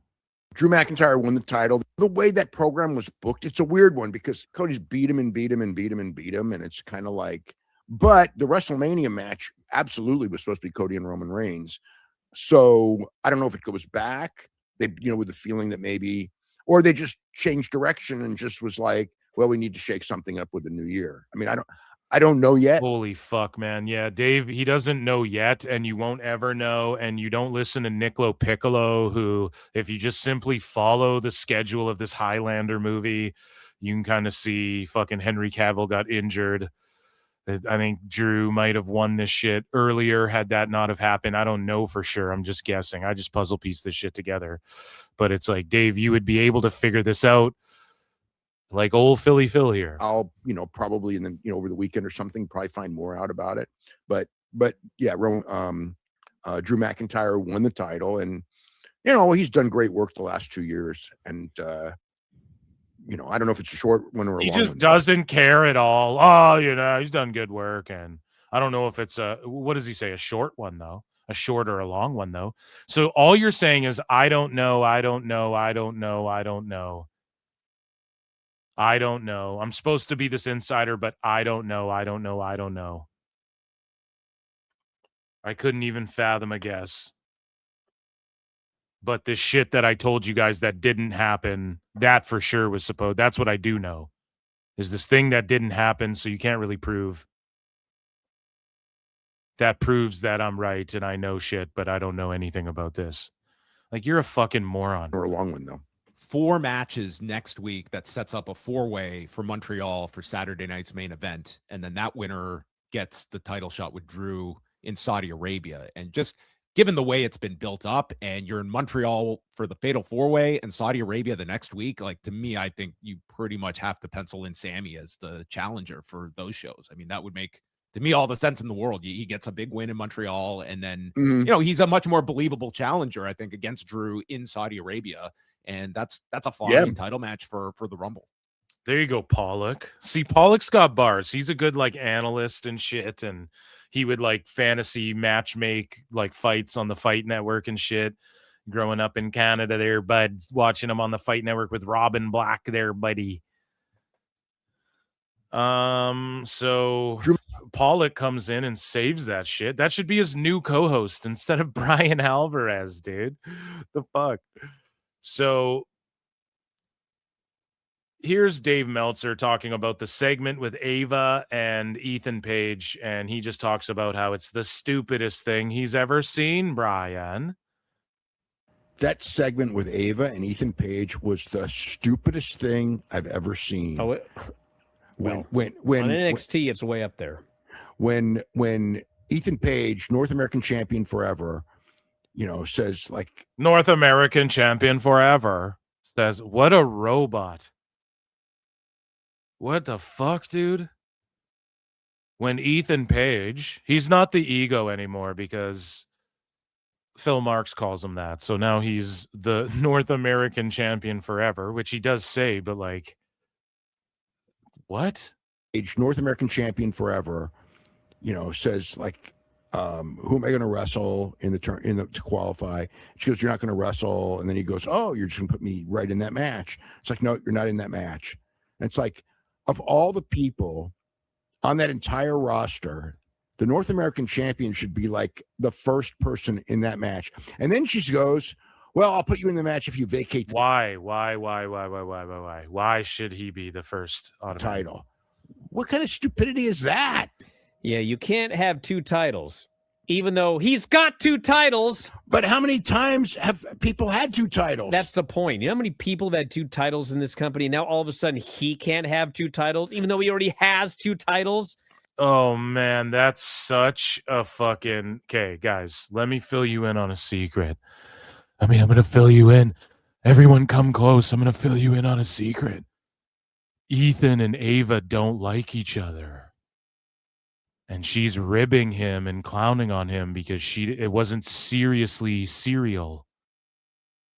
Jesus Christ. It wasn't like you guys are mad that, like, you're trying to find a logic hole in she's ribbing him. That wasn't a stipulation put into place. You guys understand that, right? They take this kayfabe shit and get triggered by it so hard. We've pointed out innumerable instances of this. I know, but stupid. It was, but I mean, even forgetting about that, it's like the number one contender for this championship that's vacant is the North American champion. That's the number. She's fucking with him. She doesn't like him. Right? Ava takes the piss a little bit from time to time, more and more. As time has progressed. One guy. Well, you'd think so, but he's not even in the tournament. No. Not even in the tournament. It's because in AEW, John Moxley can run around and kidnap people and shank them and put plastic bags on their heads and shit.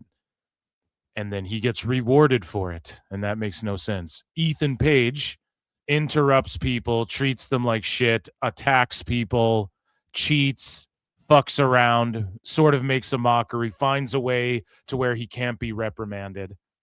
I'm the champion. You're not going to punish me. Da-da-da-da-da. So Ava resents that because he acts as though he's above the law. And it's what they should be doing in companies in AEW, like with Moxley, and they fucking don't. And you guys don't understand that because you are both fucking redacted. And Bryan only jumped on the hate train because it was a chance to take shots at NXT. Like he heard Dave, he's like, "Oh, Dave's hating on NXT. Where are you going with this? I like where you're going with this." Right? Meanwhile, fucking Dave is just talking out of his ass here because it's not a serious thing.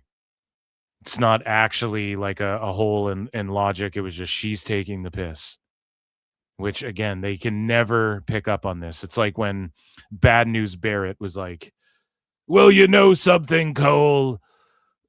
What did he say? Dominic, it was something about like a triple threat or whatever.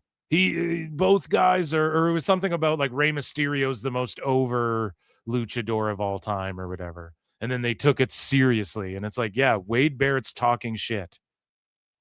He's like healing on Cole. And they took it literally. They keep doing that over and over. Maybe I'm conflating two different instances as well because they keep doing this and we keep making fun of it on the show. But yeah, she's just ribbing Ethan Page. There's consequences. She's trying to tell him, look, yeah, I'll let you in it. You got to vacate your belt, though. He won't do that. Why? Because that's his only clutch to power. That's the only reason he's gotten away with some of the shit he's gotten away with. Right? It's just they don't understand nuance in any way, shape, or form. So they talk about New Year's Evil, Dr. Evil, and they're talking about who handled call-ups better, NXT or Jim Cornette's OVW. I thought that show pretty much sucked.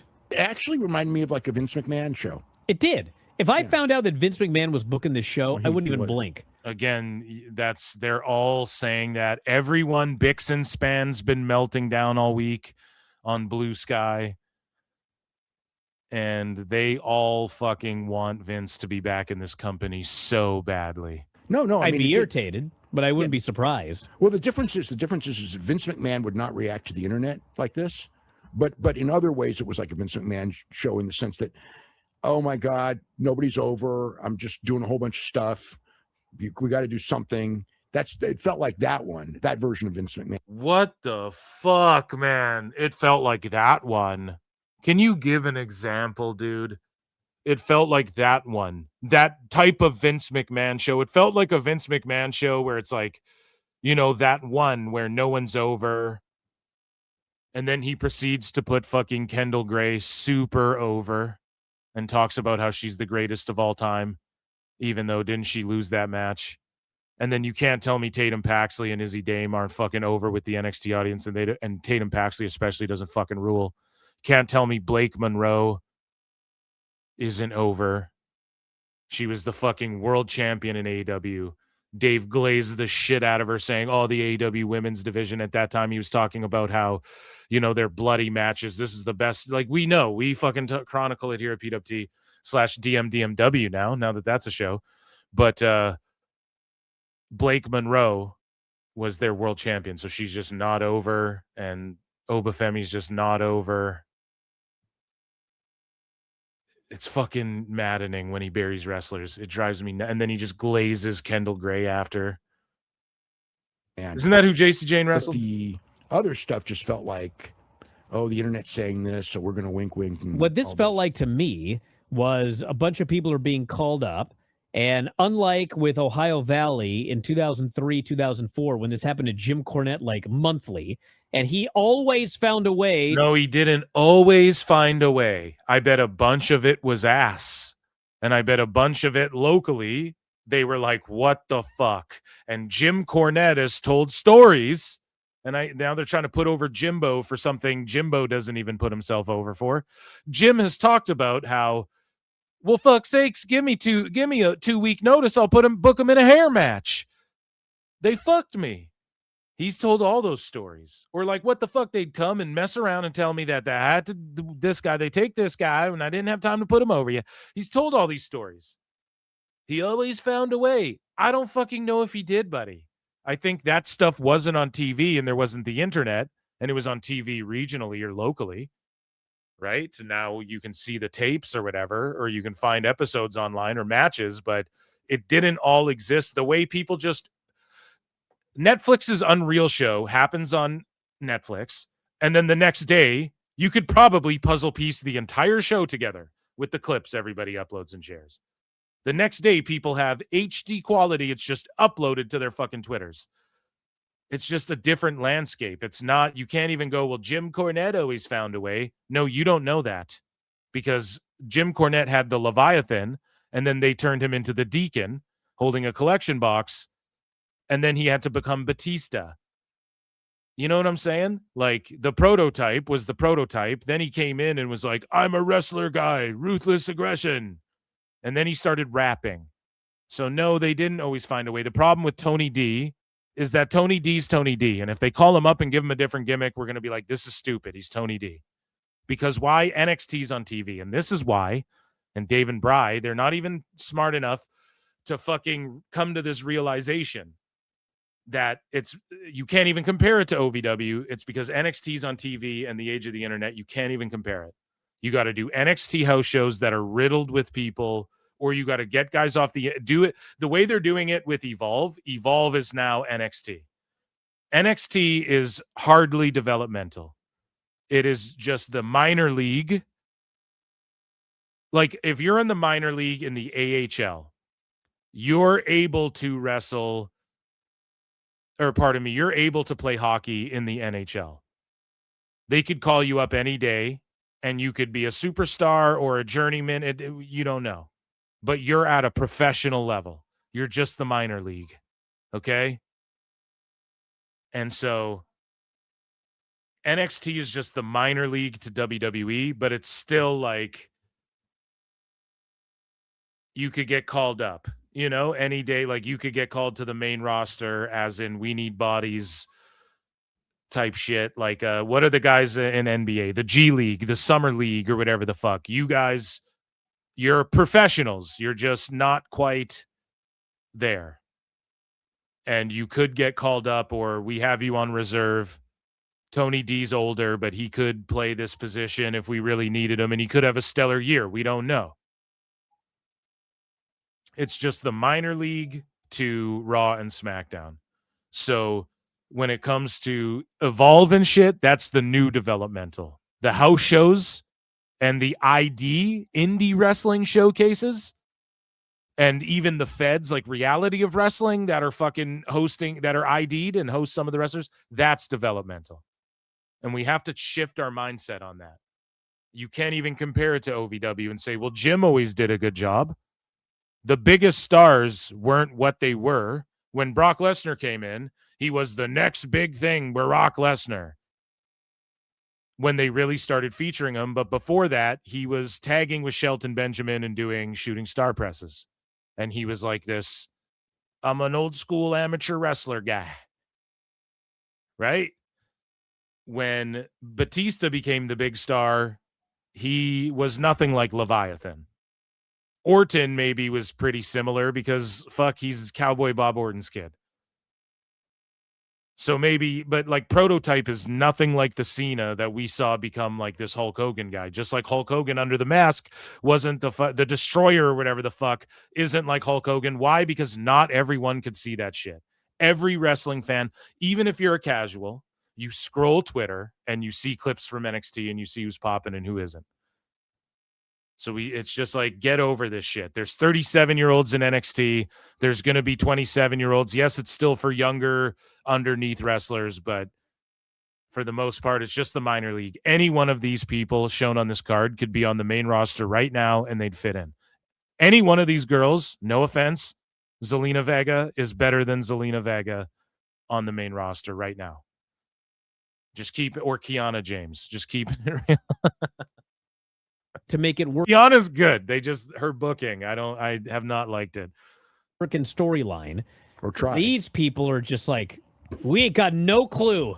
You're taking Oba? Oh my God. He'll just leave the belt in the ring. Well, it's not even no clue. I'm sure he wasn't allowed to do the job. So it's so like, do a three-way and have someone else get pinned. I'm sure that they probably said no. It's like that one was probably dictated to them. I can't blame that on their creative. But now there's things that they could do, and you are right that that in these situations they don't react as well as Cornette did under the same circumstances. But again, they're on national TV, and he was on Louisville TV, and they also he still worked hard to make it work. Yeah, God.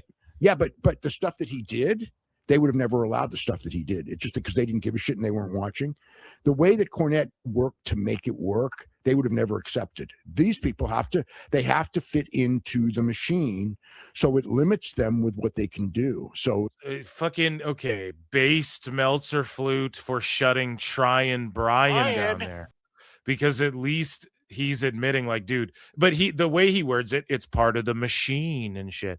It is a machine, but it's like, in the UFC, there's the Ultimate Fighter, there's Dana White's Contender Series, or there's these other leagues, and a bunch of them get put on Fight Pass, LFA or whatever the fuck. I don't even know, because they bought a bunch of them up, but it's these underneath leagues that have also been like UFC Fight Pass, to where they are, hey, we'll put you on UFC Fight Pass and we get dibs on your guys. Or if we need bodies or we need people, we're going to scout on Dana White's looking for a fight, I'm going to come scout your league, and we'll put your fights on Fight Pass type shit. And it's part of our library. They do that with the underneath shit, and it's part of the machine, but these fighters are still out there doing their thing. And like, there's multiple ways to get to the UFC, and WWE's adopted that for the most part. Because you have to, because everything's on the fucking internet. And some kid could go viral in some other MMA league for doing some shit, or it could happen on Fight Pass and go viral, and then you get first dibs on him, that sort of thing. But just like labeling it, I don't know. He tries to undermine it a bit, but at least he is being honest about, listen, NXT, like, what he's trying to say is that shit's on TV. So you're limited in how you can't just bring Obafemi up and then he's not Obafemi anymore. You can't do, like, people get over on NXT. You got to run with that. Why? Because even the fucking casuals know about NXT to some extent. If you have WWE, if you watch it on Netflix, let's say you watch Raw every Monday on Netflix, in Canada, at least, NXT's in your face. They're promoting it to you. If you have Twitter and you follow WWE, you're going to see some NXT shit. And fortunately for Cornette, he could just go, okay, this guy, loser leaves town next week, and then he just doesn't have the Leviathan anymore. It was just a whole different thing. So at least Dave was based enough to give that take. But I'm getting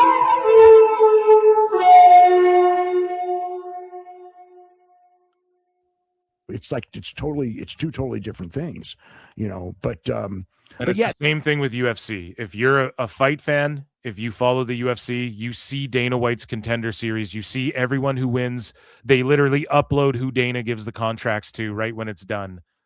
People upload it, put it on Twitter. There's no surprise. There's no like, oh, this kid could be a star. Let's give him a couple soup cans to fight next, and we'll get him ready. No, there's none of that. You just go, like, especially in MMA, unless you live in Russia and shit, you're like Team Khabib, where his Khabib Nurmagomedov's record is fucking padded as fuck. But and there are people who faked their way into the UFC. Literally, there's a documentary. You guys should watch it. I think it's like 20 or 30 minutes long, actually.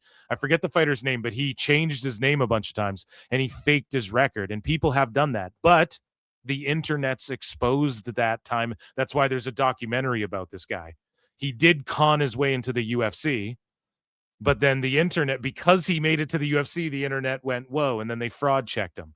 It's the same thing in pro wrestling. Like, if you make the Leviathan and then you call him up and then he's just not the Leviathan, I'm not saying it can't ever happen again, but if you do Obafemi and he's the Rula and he destroys everyone, then you call him up and he's just like, hey, I'm a guy I'm the Crusher and I'm here to crush you. It's like, we would all go, well, isn't that Obafemi?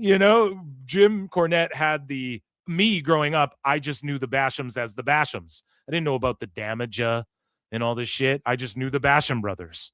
And what was the name of their manager? Shaniqua or something like that? I can't remember, but I just knew them as that. They did the dominatrix shit, and then they were in the cabinet with JBL and Orlando Jordan and that. I didn't know who the fuck they were in OVW and shit. So like Bryan Alvarez had to get fraud checked by Uncle Dave there. They were, I mean, the way I look at it is that the NXT people were put in a bad situation as far as the creative side. Their hands are tied on a lot of things, and it came out bad. And that's what it was. Yeah, man. It is what it is with Dave all the time. So, you know, Dave talks about El Grande Americano. And this is what I mean. So listen to what he says. El Grande the Americano. Dave says, this is the worst gimmick, El Grande Americano, ever in WWE history. Yeah, sure, he's over in Mexico, maybe even over in America, and people are demanding more of him, but it's just not working. Now, I don't know if somebody AI'd this quote, but if this is a real fucking quote, you're dumber than me calling him El Grande the Americano. Stupid idiot. Okay, dude, like that is the dumbest shit. How the fuck could he be over in Mexico and over in America and over in China? Okay, and people demand more of him, but he's just not working. I almost feel like that's a fake quote. I almost don't believe Dave said that. Someone investigate that for me, and we'll see. So speaking of younger wrestlers and developmental and putting your foot in your mouth, here's another dumb thing Dave says. Dave and Bryan, say about young wrestlers. So Bryan, the guy who's fucking melting down all the time about Luthez was 23 and Javon Evans is ready. Push him. These guys all push them all to the moon. Now here's what Dave has to say in Bryan's response. The most anyone worked this year of the entire WWE was LA Knight with 64 matches. Before, that would be considered part-time work. 200 matches a year, you know, is too much for sure. And they're not going to ever go back to that. But I think that there's a number, and I don't know what the number is. Maybe it's 100 matches a year, which I'm kind of thinking is about right. Where you're in the groove. When you're doing 3 matches a month, you go out there and you just go nuts because that's true too. That's true. I may not have another match for weeks now. I don't think that everyone needs to do 4 matches a week. Okay, but I can tell you one thing: if everybody was doing 4 matches a week, we'd see a lot of toned down matches. Well, you'd have to tone down matches. Or just the ability to work smarter. How come every wrestler goes working smarter? You watch Unreal, all the wrestlers are like, and it's so funny. These goofballs just go, oh, that's a fake show. Okay, but that doesn't mean when Lyra Valkyria is crying on camera about because of the pressure she puts on herself and that she's going to go get a cookie. That doesn't mean that she doesn't really put pressure on herself and she's acting and she doesn't want a cookie. Like when the wrestlers sit there and go, it's about making people feel something. It's about this emotion and what can we do for the fans, And I covered this on the last live show. Time Cop. And Tony Khan was like, you get Ring of Honor. You guys get this thing that I'm giving you, Texas. And it's just the wrong mentality. And then blaming fans. You guys just don't understand the Moxley story. That's how these fuckers operate, and it's cooked, man. Be a lot smarter with what you did in the ring. AEW would be infinitely better if they did 3 house shows a week. I think that wrestlers should work the majority. If they're on your roster, they should be working at least 3 matches in front of crowds of some size. It could be 12 people in a fucking gym house show with no cameras, you know, and as long as your people in NXT should be working 3 times a week minimum. And then the main, or maybe even more, maybe if you're in developmental, 4 times a week minimum on the main roster, 2 to 3 times a week minimum, unless you're like, you're the Miz or you're Roman Reigns or Randy Orton, right? Like there's certain guys that... Lesnar got called up to the main roster before he was ready. 6 months later, that dude was ready because he got called up to the main roster. He was on the road. And he's one of the biggest fucking stars of all time. He's one of the biggest fucking stars of all time. But yes, it was because he was on the road all the time. But also you're pointing, and here's the thing, Brock, like Jim Cornette tells the stories too. Like Bryan's fucking up. He doesn't know his history. Like clearly, I wish Dave would check Bryan for not studying and learning. Baby, learn. Meltzer Inferno. Because again, Jim Cornette And again, I'm not trying to bury, and again, I'm going to say and again, but I'm not trying to bury Cornette here. Like, no, he was a great teacher. You don't have a class of fucking Orton, Brock, Shelton Benjamin, who was all in that class? Cena. Like, you don't get a Victoria. That's all one fucking run right there. You don't get that class if you're not the shit, dude. Like, all of those people who they became in pro wrestling and like the significance. Victoria is very significant. Her significance is very underappreciated, I think. Maybe not in today's climate, but Victoria was really important to the women's division because, yes, she did have sex appeal and she was very attractive, but she really came in with a character, and it wasn't just that. Like, her and Molly Holly really, and you see Molly Holly everywhere. She's there. If you watch Unreal, she's in every talent's ear, man or woman, and she's there teaching, and she should be, because she is, again, she could really fucking work, and it was more than just sex appeal. And Victoria was, if you want to point to a wrestler who didn't just need that aspect, because even Lita, like, you know, she'd take the shirt off, her thong was sticking out, she did some crazy ass photo shoots, we all had the posters on our wall, you know, but even she used the sex appeal, but she had that wrestler vibe, like, oh, she's extreme.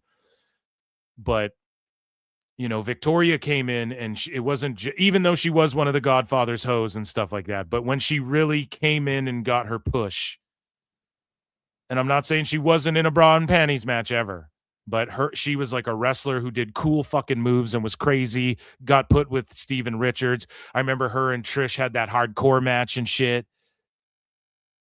Like, she was really wrestling, you know? And so that class, you don't get that. Jim Cornette should pat himself on the back. The point I'm getting at, not to bury Alvarez putting him over, but he's putting him over for shit. Like, you're pointing to Brock Lesnar. Nobody looked like him. Nobody could really do the shit he did. Nobody was shoot the fighter he was and shoot the wrestler he was. Maybe Kurt Angle, but Kurt Angle never went also to the UFC. And granted, this was after, and it's in hindsight. But Brock is a one of one. When he goes, who's the next Brock? Like, it's just people being compared to Brock. Now everyone gets compared to this guy. He's an anomaly. So I would point to someone else maybe other than Brock, and then also he had Paul Heyman was just his guy. Like, your fucking Paul Heyman could get a wood chip over, you know? So 4 days a week, working with great guys, and he got brought up to speed. Paul Heyman could fucking pick a penny up off the ground and then explain to you why that's the greatest penny of all time and sell it to a banker for more than it's worth, you know? Like that. Tiffany gets brought up to the main roster. Nothing against Tiffany personally. It's not just her. It's a lot of them. She gets brought up to the main roster. She's now working less. She is not better now than she was when she was in NXT. She's maybe at the same level. Bro, Tiffany Stratton is not Brock Lesnar. There's been 100 blonde, exceptional athlete wrestlers in pro wrestling. Toni Storm was one before she left WWE, right? Like Charlotte Flair. There's been, now I know her character's somewhat unique to her. Some might say they've seen different versions of it over whatever. And I'm not trying to bury Tiffy, but she's not Brock Lesnar. This is the problem. Who are you gonna pull next? Kurt Angle? Like, you're talking about two guys, Kurt and Brock, caught on like quicker than anyone. Ronda Rousey didn't even catch on, and they threw her to the fire. Just destroys your narrative right there. Bry's just talking out of his ass, and they're going to attribute this to people aren't developing as well as they know they are. Everybody can wrestle. It's just like, you're just unhappy that Javon, I don't know. I'm with Bry that people should be wrestling more. And I think on the main roster, they should bring back house shows and send, like, you have guys, even if you fill it with some NXT guys, just do those C and D towns that you don't really do anymore. Because now WWE, they just really do A and B towns, and then they do more shows out of Europe and shit like that. And they're all bigger shows that are more expensive. Just run shows with the expectation of like, hey, you're not going to see fucking Roman Reigns on this show. but you're going to see like NXT stars and there'll be some SmackDown guys and shit or whatever. I agree they should have more matches, but Bry, he's just like inventing history and like using complete and utter outliers and then comparing them to Tiffany Stratton, who's already, she's accomplished everything there is in the business already pretty much. And she's not better. I don't know. She was already really fucking good. I argue they did some of her best shit that will never be replicated in NXT, which is, again, why NXT's fucked. That's why NXT's fucked. It's all on TV. Tony D's never going to redo his family shit on the main roster. He'll never be more over than that shit again.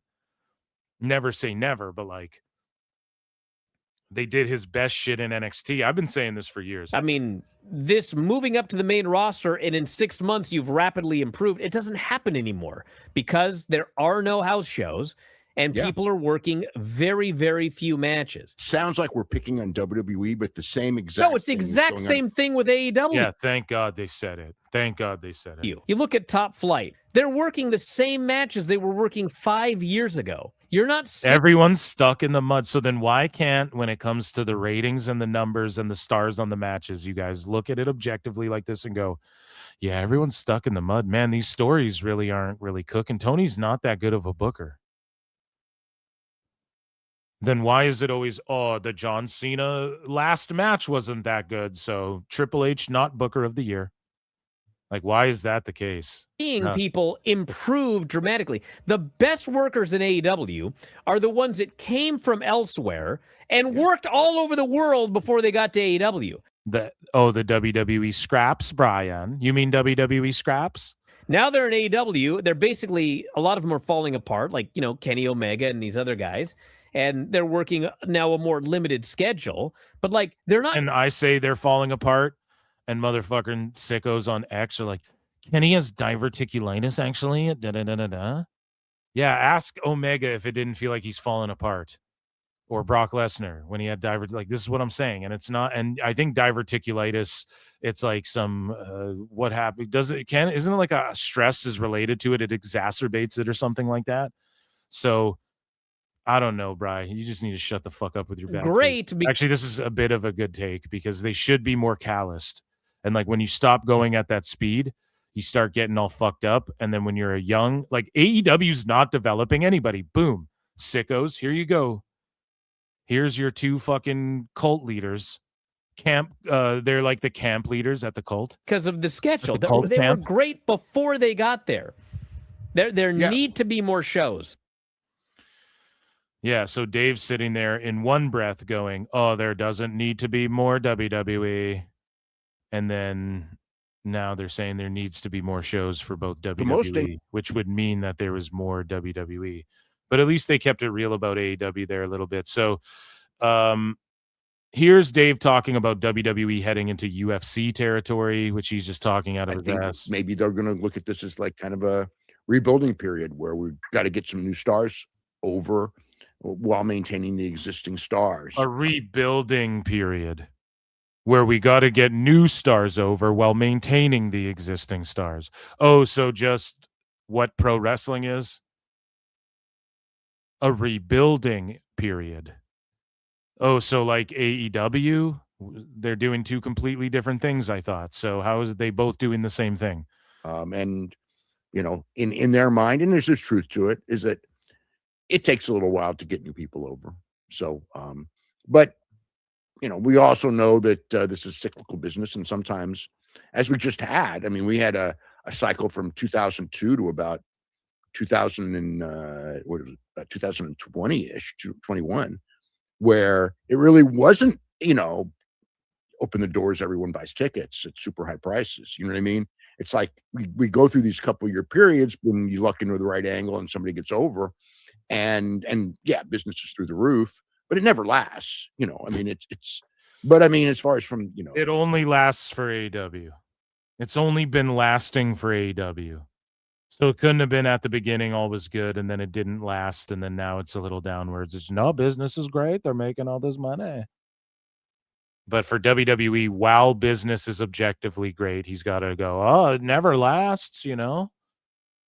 They're kind of, you know what, they're kind of like heading to what I would call UFC territory, where it's really not that exciting, but their money is so guaranteed that UFC isn't exciting. Dave doesn't know what he's talking about. We went 6 weeks without UFC. Everyone's fucking fiending. UFC is very exciting, and that's why people pay as much as they do. Now, on the promotion side, yeah, they don't give a fuck anymore. And why?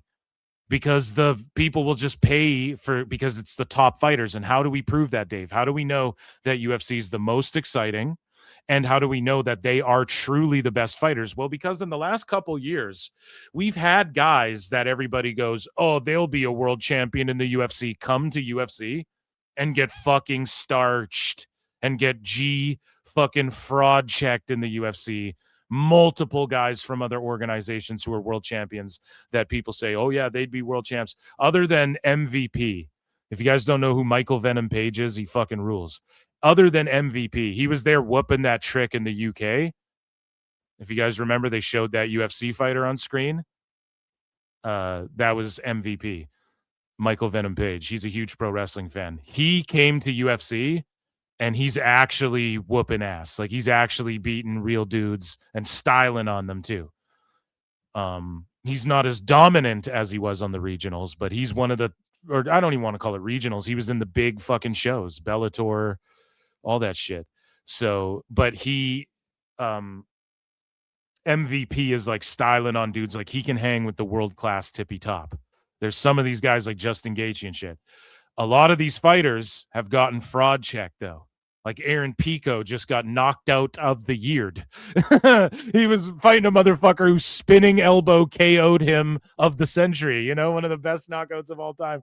This guy was supposed to be the fucking next big thing in both the last promotion he was in and the UFC. So, or like Michael Chandler. He doesn't win a fucking fight. He won like 2 fights and just gets beat up, right? He was like the main dude in Bellator before he came over. Everyone was like, he could be world champion, and he's fucking just a gets KO'd machine, you know? So anyways, Dave Meltzer, his comparisons to UFC are fucking dumb, and UFC's hot as shit, and the fights are exciting, and they do have the best fighters without question. So if they're headed into WWE territory, Dave is trying to say that they don't promote well, and they do have the most exciting, best wrestlers and all that shit. And people will pay even with the lousy promotion because it's just a spectacle that they want to be a part of. But no, he will say that, no, the best wrestlers are in AEW and the wrestling's better in AEW. And he will sit there and also say that poor people don't like AEW or whatever the fuck. He has all these excuses and then he says WWE promotes so well, whereas AEW doesn't promote that well. Meanwhile, the main criticism of UFC are these 2 things. Dana White doesn't give a fuck, and they don't promote well whatsoever. Poor people don't like AEW. UFC, the posters suck balls. Dana White jumps on his he doesn't do like press conferences and face-offs and sit-downs with the fighters and Joe Rogan and shit like they used to. It's just, he does a press conference before the fight, and they're not nearly as exciting as they used to be, and he just can't wait to get the fuck out of there. And sometimes they last less than an hour, and he doesn't fucking answer questions, and he just jumps on his phone and goes, here's who's fighting, guys. That's literally all he does. The posters lick ass. The fans have to make good fight posters. Otherwise, nobody puts any effort in. And it's because the UFC is so good and the elite fight there, and it is so fucking exciting that they can just get away with doing that. So unless that's his criticism, it's not that, because he says WWE promotes so well and that the best wrestling is in AEW, as I said previously. You know, Dana can go out there and just say, you don't like the main event, don't watch it. You know, yeah, WWE doesn't do that. They don't do it at all. They are stressing out backstage, figuring out how do we service the fans the best way and also do what's right for business, do what's right for the future of WWE to maintain this and continue to put on the best spectacles. And Dave, you also cop out and say WWE promotes way better, and that's why they beat AEW. Dave has literally said that if AEW promoted better, they'd be doing, just their promotion isn't as good. So now they can just go out there and say, don't watch the show and we don't promote well. Is that what you're trying to say? Or are you just a spurg and you're just putting two things together that don't make sense. Nobody in WWE will ever quite say that one. I think that maybe when they get mad some days, they might think it. Mm-hmm. You know, when they read stuff they don't like. You know, Dana's got no filter and he's super They rich, won't say that because it's untrue. and you know, it's like, why'd you make this match that makes no sense? And it's like, So you're describing Tony Khan. You're describing Tony Khan. So he's saying Dana White is this guy, and he's trying to compare this to who? Triple H or Nick Khan? Who the fuck are you comparing this to? He's describing Tony Khan through Dana White, and it is the same thing. Where people say to Dana, like, but here's the thing, Dana gets away with it because UFC is exciting, and they do the best matchmaking. They really do. But sometimes they go, why don't you do this fight or this fight, especially lately? And it's because Dana's not as checked in as he used to be. And it's ultimately the fights Dana wants to see. But that's Tony Khan. He's just listen to what Dave just said about Dana White. He's just a super rich guy who he says, oh, fuck it, just don't watch. That's what AEW does. It's a super rich guy who puts together dumb matches and bad booking, and people go, why'd you do that? And then the sickos and fucking Tony Khan and they don't watch. That's what they say. And then Tony Khan goes, you just don't get what I was doing with the Death Riders and shit. So you're describing Tony Khan, and then you're saying that's WWE somehow. Just to try and he's trying to pinpoint some fucking... He's trying to draw a correlation that isn't there because they're both TKO. That's all it is. Meanwhile, this better describes AEW. You know, Dana's got no filter and he's super rich, and you know, it's like, why'd you make this match that makes no sense? And it's like, then don't watch it. Then don't watch it. Yeah, that's what the sicko said. Use Google. Don't watch it. Google it.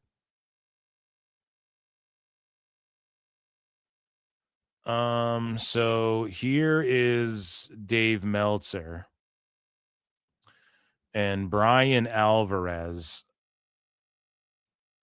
They talk about John Cena's last match, and the only reason I put this out here is because I wrote this. Bryan Alvarez being schmarmy about this, like he was right, but John Cena literally disagrees with him. Cena says, I thought it was the perfect finish. John welcomes all criticisms, but clearly disagrees with Bryce, and yet Bryce somehow interprets that as a victory. And you can tell by his schmarminess. Actually, I should mention John Cena. For those of you that are unaware, he quit in his last match, but he did an interview and talked about his final match where he said, thank you for reminding me you're allowed to have your opinion. And thank you for not just... Look at this schmarminess. You're allowed to have your opinion. Yeah, Bri, he's literally talking about you. Allowed to have your opinion. And thank you for not just conforming to a certain set of standards. Thank you for being vocal enough to express how you felt, because every moment can be a teachable moment. Yeah, Bri, for you, stupid. It's so funny how fucking schmarmy his face is and how he thinks he fucking... Listen to this. My job is to try to put together a story that I think you all will enjoy.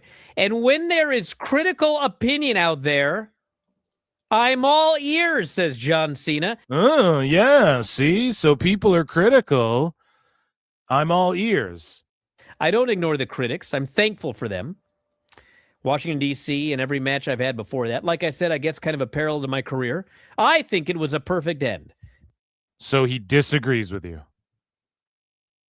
Brian, people want to talk about media literacy and shit in 2026. Everyone likes to throw that around. Brian, you get that he's saying, I appreciate the critics. I appreciate you guys didn't want to conform to this thing that, like, you know, I'm supposed to lay down for the next generation. I disagree. I get everyone's welcome to their opinion, and I welcome every piece of criticism. However, I thought it was the perfect fucking finish, and I disagree with you guys. How are these tards not able? Bry's like, see, I told you. He didn't like it either. Brian. No, buddy, that's not what he's literally disagreeing with you. The smarmy, pompous, it's these fucking dumb fucks who think they're just outsmarting people. No, we don't fuck with you. People don't fuck with you. You're not outsmarting them anymore. Because a whole lot of people thought it sucked. And a whole lot of people thought it was special. And a whole lot of people thought it sucked. See, I was right. And a whole lot of people thought it's special. So he's saying both things, Bri. So make the schmarmy face for the special. For the people who thought it was special, because it means they're right. He's saying neither of you. It's fence sitting political John. And this guy's he literally says most people thought some people thought it sucked, some thought it was special. Some people thought it sucked. See, he agrees with me. He also just said people thought it was special though. Stupid. And that's kind of been my story for 23 years. So I thought from that perspective, he says it was perfect. So there you go. There you go. It was perfect. John Cena's on my side too. Oh my God. Stupid idiot. Oh my God, dude. That's fucking crazy. He agrees with me too. He literally disagreed with you and said he values everyone's critique, but you're wrong. He thought it was perfect. You're a psychopath. Well, that's my opinion. You're a fucking psychopath, Alvarez. That's actually disgusting and psychotic. For real, that is psychotic. So, speaking of being psychotic, here is Dave and Bryan talking about Powerhouse Hobbs coming to WWE. With Hobbs, WWE had expected that they had Hobbs for actually quite a while. Why? I know that Why thought would that they the match last Wednesday was going to be his last one, but he actually did a match, I believe, on Collision tonight. It won't pause. So that will air on Saturday. So that will be his last match. His contract actually expires today. It won't pause for me, but but yeah, they expected him to go there. AEW made an offer. He turned down the AEW offer, wanted to go to WWE. We'll see. For some so he was people, allowed to negotiate. That one won't pause for me. Hopefully it doesn't happen on every video. She is yeah, there you go. Just that video was glitched out. It wouldn't pause, but I want to pause and just say that's cooked to even say that. So like, when was he able to negotiate? Isn't that just like a kooky thing to fucking throw out there? For a while now, they're negotiating with him. I just think Dave wanted Hobbs out of there. He's always kind of shit on him. He has some weird fixation with like these big jacked black guys. Like he was hating on fucking Lashley and them too when they came into fucking in AEW. It's like, what are you fucking Dave? I don't know. Dave's kooky, man. He is kookier than a son of a bitch. So we're going to get Dave talking about AEW, but first he talks about AAA.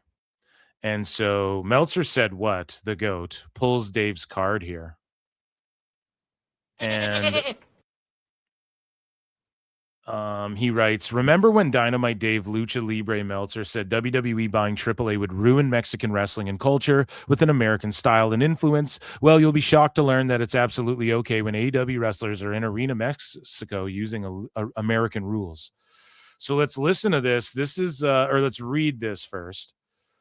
So Dave writes, but in Mexico, CMLL is trying to portray this as they are your local promotion giving you the product that is a part of your culture, and AAA is being run by outsiders with no regard for that culture. Paul Levesque saying AAA will continue to be traditional Lucha Libre, even though AAA never was in the first place, is the attempt to counter that impression. Fucking Dave, man. There is a track record on all major countries that in the long-running local promotions would be in trouble. There's fear that the independent scene in Mexico will be dead, or that the Lucha Libre style and culture will be changed, leaving a more Americanized culture. The thing is, WWE itself is more popular in Mexico than AAA. So then what is the culture then? Redact? What is the fucking, what is, like, okay, so WWE's the culture then if it's more popular. Like, what are you talking about? But having a local offshoot is key for future talent. Young wrestlers will try for the most part to get into AAA with the idea it's the direct pipeline for WWE. Plus, WWE will have the ability to pay better than CMLL.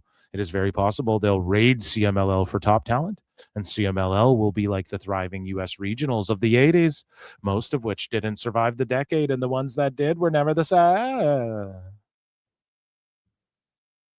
And so, yeah, Dave is just being caught being a liar and a fraud, because here's what he says in 2026 about CMLL doing the Americanized style when it's AEW.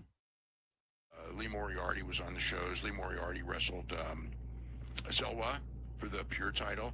I actually have to make sure to watch this because I can just imagine, the Arena Mexico referees, trying to figure out this Pure title thing. Although I guess that they figured out the American stuff because, when the AEW wrestlers wrestle and they do these tag matches, it's not 2 out of 3, it's 1 fall, and it's the first pin. It's not like in a. So he's literally putting over how the Mexican referees figured out the America stuff because these AEW wrestlers. Best guys, Tony Khan. But when WWE buys AAA, it's fucking, the scene's ruined and they're going to Americanize this shit. And it's Triple H's attempt to counter this. It's all a conspiracy, man. They're going to ruin the Mexican culture, man. But then here he's just like loving, oh, man, they're going to learn the pure rules and they figured out the American style. Normal Lucha Libre where you have to pin 2 guys with the captain. So the flow is totally different. But the fans understand, okay, this is with Americans. We're going to do, they see American wrestling. We're going to do American style. Wow. That's just what it is. It's just weird to have, completely different rules when AEW guys are on the show in their matches as in everybody else's matches. So, that's one of the things there that's a little bit interesting. Oh, it's interesting and it's American style and it's kind of cool and hopefully the refs figure it out. WWE do the same thing, quote unquote, and it's fucking, they're ruining the culture that Dave knows so much about, calling Bad Bunny an ethnic superstar. Yeah, you know a lot about the culture, Dave. Shut the fuck up, fucking dummy. He's just a dumb dummy. So here's Dave and Bry talking about some more AAA stuff. And they talk about the Vikingo El Grande spot where Vikingo's like stomping on him and shit. El Grande Americano is he's down in the corner, and Vikingo does a spot where you stand, you kind of hold. Okay, or pause. Under the ropes, and you stand on the person's neck in the corner, and you're supposed to hold the ropes to take weight out the person's neck. Whatever happens, he's standing on this dude's neck, and El Grande hits the mat to signal to the ref, and the ref comes over, and El Grande goes something like, "Tell him to ease up on my neck, for fuck's sake." And so he starts to stand up, and he's selling and everything like that, and he stands up, and he's facing the corner. And right after telling the ref to tell this guy to ease up on his neck, this Vikingo freaking kicks him. It was a work fucking right in the back of his neck. And he doesn't even sell it. You just see him turn around, he looks at him, and he cusses this guy out in Spanish, and they keep going. I was like, oh my God, he was not happy about that spot. So I don't know, man. He's up on everybody's neck. It's bad enough as it is. Yeah, they're just, they want to be like, oh, WWE. They're trying to sit here and pretend that's the same as everybody's neck, right? It's everybody's problem. Yes, ease up on people's necks unless it's Kyle Fletcher. Give that shit 5 stars. But look, this isn't even a neck thing. This is like a physical, this motherfucker's hitting him. Well, the neck thing's physical too. You guys get what I'm saying? This is he's fucking kind of laying shots on him. It's not like fucking he just dumped him on his neck. Fucking Bryan. He's so bad at making analogies and equating things and making correlations and his histories that he doesn't study and learn. And speaking of studying and learning, Dave Meltzer calls so Dominic Mysterio had the AEW title on his fucking belt design or whatever, that AI designed the AEW title on the Mega Championship, the AEW logo rather. And I don't know, it was fucking dumb. Here's what Dave said about it. People are like, it's called A1. I don't know. Here's Dave saying something dumb, but I guess it's not actually dumb. People pointed out that Dave was referring to something that they think he meant to say AI, but people were like, no, he's referring to this or something. I don't fucking know. I mean, one of the things that was hilarious is they did a video about Dom, who was not at the show, And the video, somebody at the video editing used A1 and AI. That's right. No, so that's just him saying a dumb A1. No, so people were actually sweeping for Dave. See, I didn't listen to this clip, and I just saw the responses.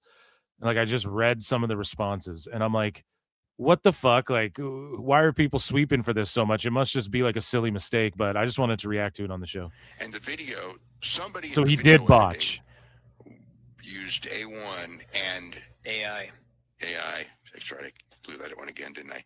AI. So did he keep referring to it as A1? Oh man, Dave, media literacy, buddy. Yeah, and I'm just joking.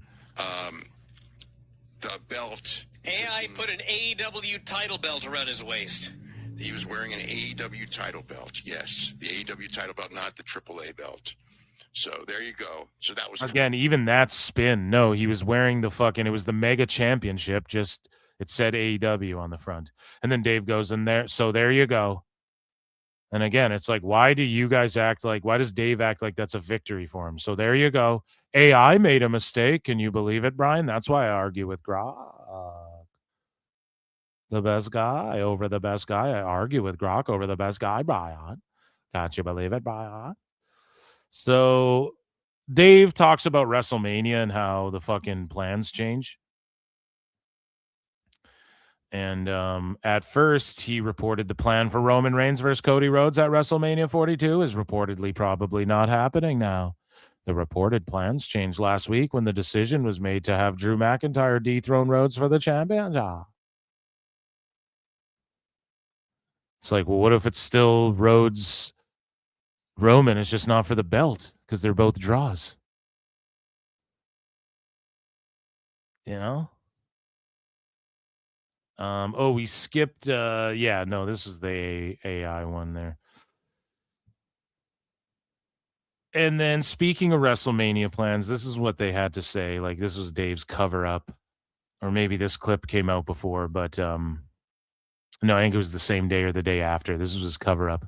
Dave, what's going on at WrestleMania? WrestleMania changed on Wednesday of last week, which was when they made the decision to go with the McIntyre title win. So that wasn't decided until Wednesday. And I don't know what the new matches. You just can't believe that at all. Dave literally just said Drew was going away to make a movie when he wasn't going away to make a movie. And I told you guys, he's not going anywhere. I laid out his fucking movie shit this whole fucking time. I'm not even a dirt sheet, Dave. You suck. You stink. Although they may be doing a three-way with McIntyre, Jacob Fatu, and Cody Rhodes. That may not necessarily be at Mania, but that's kind of, I mean, that's not even 100%, but I was told that that's kind of like it's a possibility, but it's not, the Cody Rhodes Roman Reigns thing is probably not happening. But whatever it is, the Mania plans were changed on Wednesday when they made the decision to change championship. Dave holds the mic because he wants to pretend that he's like fucking cutting a promo like a wrestler and shit. And we don't know why. I will ask. I didn't ask. I think there was just why wouldn't you? So the world's worst journalist. Well, why? Why is that? I didn't ask learn, Brian. Baby, learn. Meltzer Inferno. So you're the world's worst journalist. I think it was just one of those things where they just felt that they wanted to shake things up, that it was too predictable. And, Drew McIntyre, they wanted to get the championship on him. It kind of makes sense, being in Europe and everything. And just basically shake things up, get some surprises going. I'm gonna guess. But why would it be a surprise if nobody knew? So like if nobody knew that, okay. So if you're assuming everybody knew your dirt sheet report that Roman and Rhodes was supposed to happen, it's a shake-up. Like, how would anyone know? It's still a shakeup. Just anyone winning the title. If Rhodes carried it the whole time, it would still be unpredictable. It's not that. Here's the thing: Rhodes's title reign, I think has been very unpredictable, especially in this Drew feud, because we thought he's going to drop it a few fucking times. If you're watching, there's been a couple times now where it's like, there's no way Drew loses. I don't know. Dave is just so up his own ass, in his own fucking head about this stuff. It just assumes everybody reads his shit. Everyone reads every fucking thing he says ever. That's what he assumes, and it's just not the case, man. And he's like, yeah, so Mania plans changed because this guy won the title and we're months out when realistically the match at Mania could be the same. But I'm just saying it changed now because if you watch the fucking show, it's been fucking different than what you'd have anticipated this whole fucking time. What an asshole.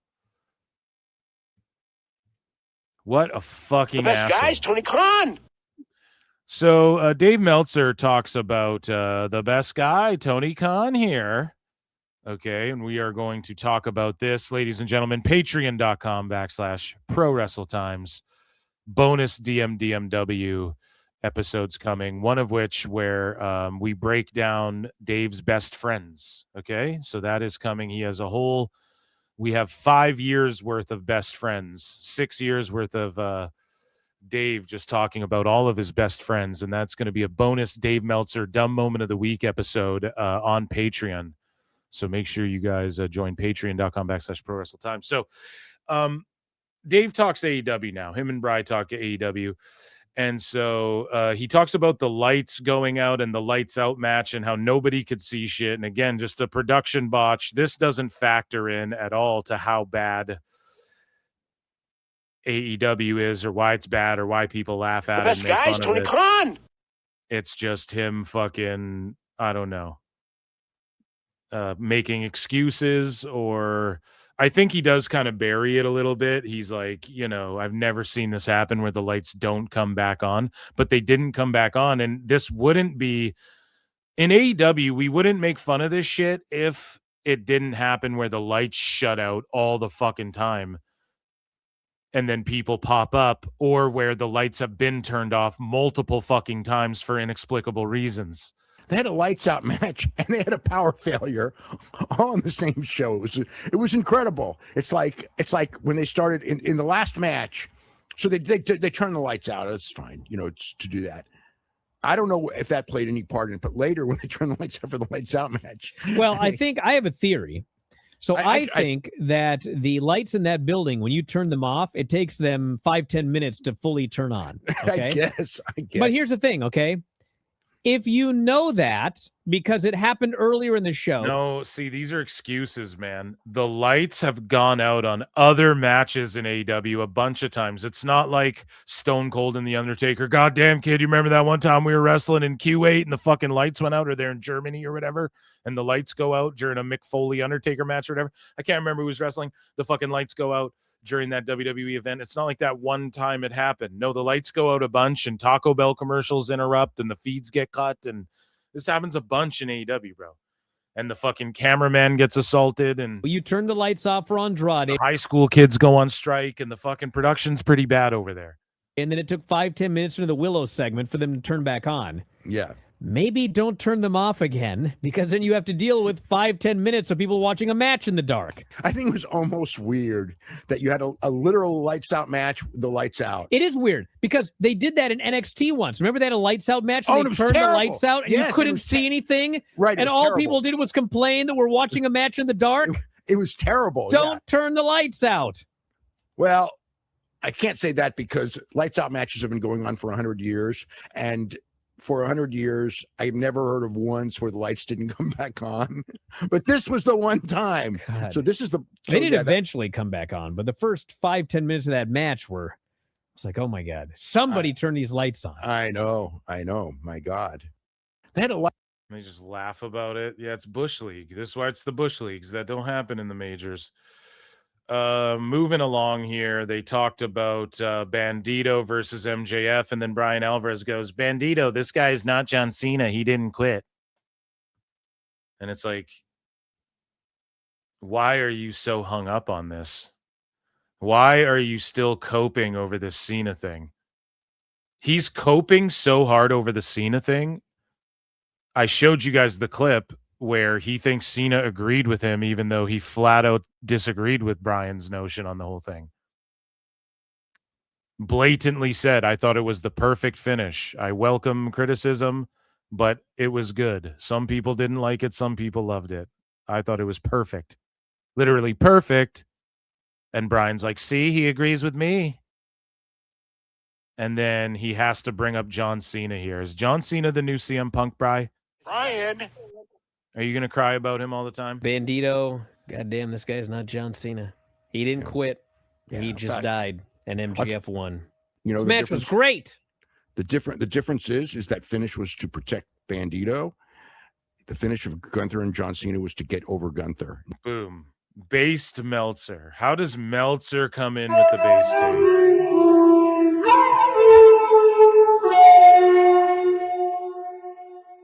Bryan doesn't understand pro wrestling.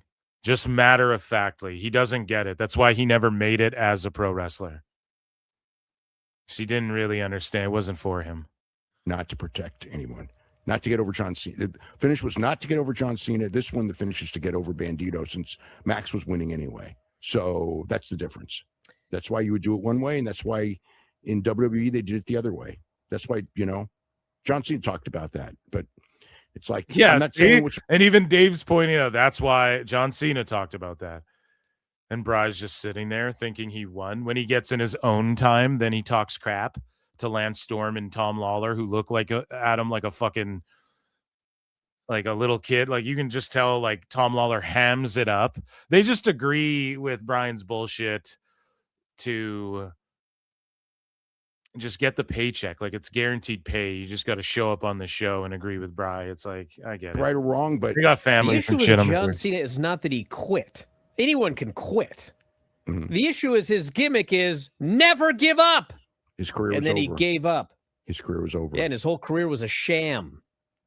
Well, he was a fraud. Well, you can't say that. Entire career. No, it's, yeah, just shut up. Like it's so cringe, this like fake shit. No, Bryan, no. Stop. You're a boomer. Cut it out. You can't say that because no, I can't. He actually did that interview. Said he was okay with the criticism. So I'll say it. He was a fraud. Well, okay, but guess what? Sitting back all those shirts I bought, those never. Imagine not being okay with criticism. Like even if it's retarded and you go, that's really bad criticism, and you honestly feel that way. It's like, yeah, I know you and Dave think criticism is fucking the worst thing ever. You know, Dave can't handle it whatsoever. He starts to spurg out. Cena said he was okay with the criticism. Yeah, and then he disagreed with your criticism, and he's okay with receiving it. Doesn't mean it's right. Bryan's such a schmarmy, stupid person. Give up shirts. Okay. But I gifted to all my friends. Okay, well, guess what? They have marketed him. And his whole gimmick was never give up. He thinks he means literally like tapping out in a fight. No, it's like, it means more than that. You unnuanced motherfucker. They're the most vanilla fucking dudes ever with the most simpleton takes on anything. That's why you get fucking A-log buddies. But yeah, it's like never give up, like on life, on yourself, on everything. Tapping out because you're being choked or chin cranked is not quitting on yourself. And he is now referred to, and which he's not, but they have referred to him, and they have created the thing that now, in fact, John Cena is the greatest of all time. So he's not a fraud. He's the greatest of all time. He can still be the greatest of all time and a fraud. I can think of a few. That's true. That's true. That's true. That's true. I just don't know why would you hate on Cena this hard? And then why would you compare it to Bandito in the first place? What's going on with Trey Miguel? So this gets brought up, the controversy sweeping the nation with Trey Miguel. And there's been stories that I think like Fightful reported, I think, or one of these dirt sheets reported that Trey Miguel, like they're talking about bringing him back. And it's just because MJF now has to go, oh, they found out. Phil Marks found out the reason. Fucking. And he exposed it and fucking put it on blast. So let's rehire him. That's all it fucking is. Or else, like, why would they be figuring it out now after you already signed him? You guys suck at business. Just have a family business and do matches in your backyard, Tone, and you don't have to worry about any of this. I don't get it. Like, yeah, you hired him, and then now you're so now the execs are willing to be negotiated with, but Jay Briscoe you could hire, just not on Dynamite, so Miguel couldn't have just been on Ring of Honor, too. You couldn't have just kept him contracted but put him on Ring of Honor. It's because you're a liar. And Liar! You guys haven't seen it, make sure you watch the video titled "Did MJF Get Trey Miguel Fired?" on my YouTube channel. His response pretty much indicated that he's very sorry. Some people say, if you're on X, that's youtube.com/@ProWrestleClips. really stupid stuff all the time, constantly, and are really all the time, constantly saying stupid stuff. Real assholes about it. Okay, other people may say something bad and just go, "Oh my God!" I actually had seen like an article in question about it, and the quotes are bad, but again, like I said, he apologized immediately. So, well, it does appear to be very much like the Jay Briscoe very much situation, where Jay Briscoe said things, he apologized, did everything he could to try to make it right, and it didn't matter. WBD was not going to allow him on the programming. Fucking sweeping the cleaner. Fucking Bryan Alvarez stole Kenny Omega's gimmick. Just sweet. WBD isn't going to let it slide. Then how did he hire him? They own 10% of the company. Or less, right? Less than 10%. So they don't have to let anybody, they don't have to divulge anything. So they can usurp Tone. We won't put it on TV then. It's not because of that. That's such a fucking cop-out, and I know it is, man. And they never did. And, especially after Tone, and I pulled up the article, Tone said that wouldn't happen in today's climate with WBD. The old regime's gone. I could just call Zaslav. Now we're blaming WBD. Fucking liars, man. These are flat out liars. And, of course, leave it to Dusty Dave to get the dustpan and sweep up for fucking Dustpan Dave over here. Sweeping for Tone. My understanding is that there was a period around 2020 where AEW was going to bring him in, and for this same reason, he was not allowed to be brought in. And maybe Tony thought 5 years later, 6 years later, we'll sign him, and it turns out that wasn't going to fly. There are people who think that this is what Trey Miguel believes. And this is what we believe. This is what Trey Miguel believes. That they think that may not. Oh, yeah. No, it's true, because that's what they told him. And this is what we believe, but that they think that may not be the actual story. So I do want to bring that up, because if I don't, people will go like, that there's another story. So. That there's other stories. I have to bring that up or else, but I won't bring up what it is. Meanwhile, so you're watching PWT. Stupid idiot. So Dave Meltzer listens to Phil Marks and PWT. This just in from Phil Marks of PWT. He says, I told you so. Fucking hilarious. Oh, man.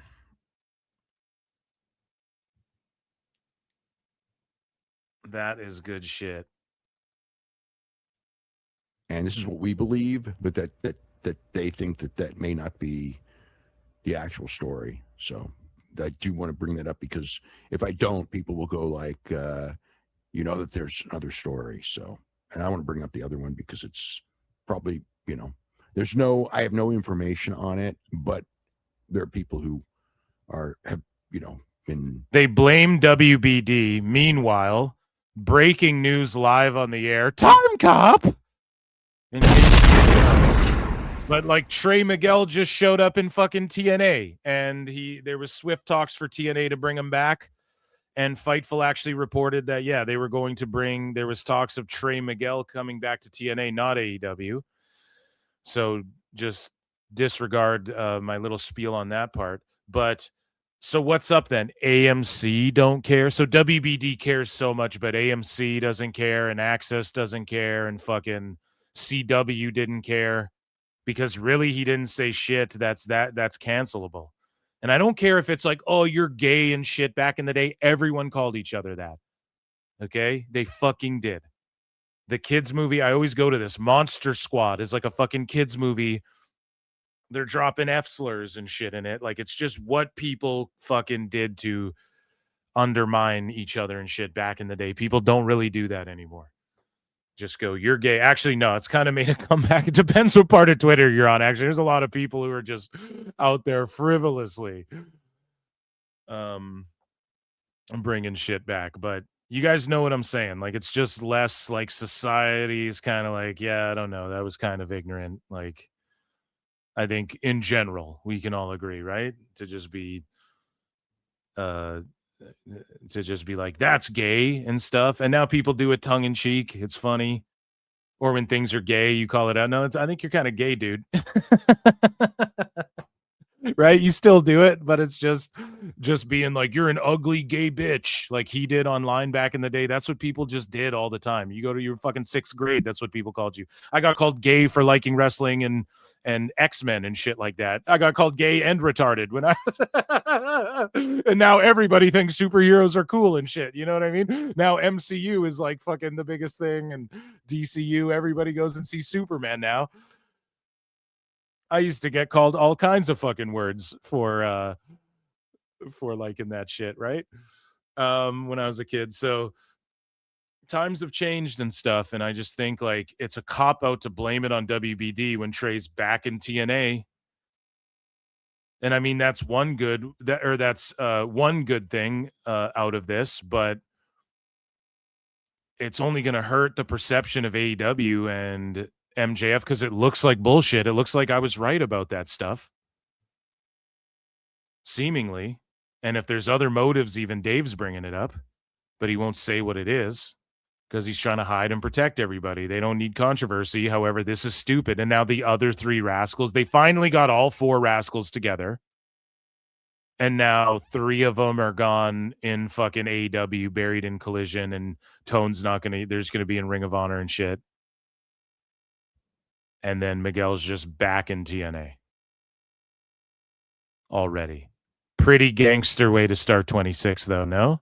Is that not a gangster-ass way to start 26? Trey Miguel jumping around. AEW fucking up all these contracts. And everyone's just Rick Rudin, Lex Luger in these motherfuckers. Right? They're just, he pulled the fucking Lex Luger on AEW, dude. And Andrade pulled the Rick Rude.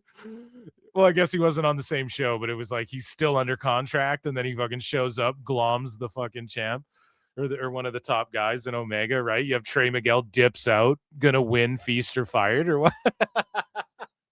Pretty gangster, man. I love the wrestling wars. Let's go. Telling me. Well, given that this exact same situation came up before with the exact same person and the exact same reaction from WBD, my guess is that this is what happened. It's the same thing. It's literally the same thing. It's very clear it's what Trey Miguel thinks was what happened. Yes, and it's what other people. Yeah, so that's what he was told. It's a cop out, and then Bry's sitting here with the fucking with the Swiffa, and he's sitting here going sweeping and mopping up, and he's just like, "Well, look, man, it happened before." Yeah, so study and learn the business, clown. Study and learn the business like I have. Why am I not a dirt sheet and I know this shit? All I do is talk about wrestling. That's all baby, I do. learn. Meltzer Inferno. I mean, I do other shit just on the internet. I just talk shit about wrestling. Listen, why the fuck aren't you bringing up that Tone said that specific situation would not happen now, but it happened again? Oh, okay. Cop out. People have made very clear that they believe that that's what happened.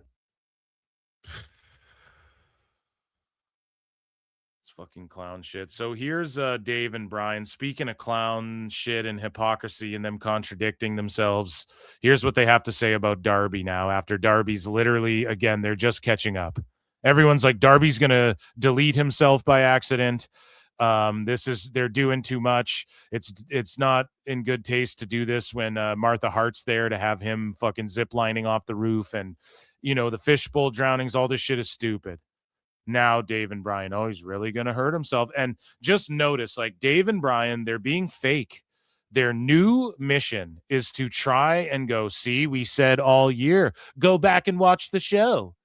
We've been saying that people are going to die if they don't, but you're saying it's 6 years too late, and you're still rewarding this shit with 5 stars and trying to argue this is better quality wrestling when it's not, bro. Exploding kendo sticks and this bullshit isn't better quality wrestling.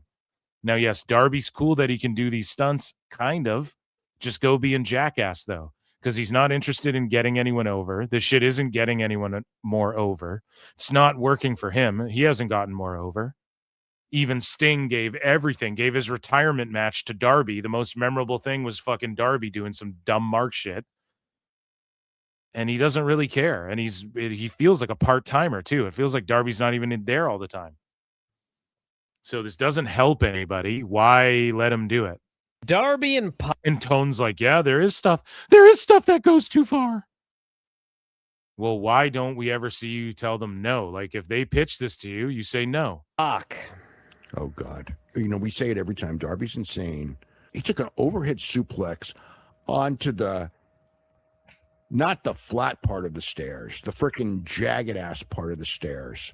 I mean, that was just nuts. I think the issue, well, I mean, the obvious issue is he's taking too many crazy bumps, but I think that if I were Darby, I would consider the fact that at the very least, when these matches are over, people aren't talking about the matches. They're talking about concern for him and bumps he took. And I think that they should be talking about his matches instead, because I don't think anyone's talking about the actual match. You know, this was all actually everyone's talking about is that bump. This was a pay-per-view match, and you did one of those things. That would be cool. It's a pay-per-view match. This was a TV match, and he did like 3 or 4 of them. And it's just like for something that in 48 hours, no one's going to be talking about it. It's not like it's Mick Foley's day when people talked about it for months because nobody else did it. It's like now everyone does this stuff. Now, granted, nobody does what Darby does, but still, I mean, I hate to be the guy doing this and everything, but you know, I mean, I think they need to save him from himself. That's all. That's what I would say. Save him from himself. Yeah. I mean, they do need to do that. But when I say that, I'm just a Fed bot, a Fed drone.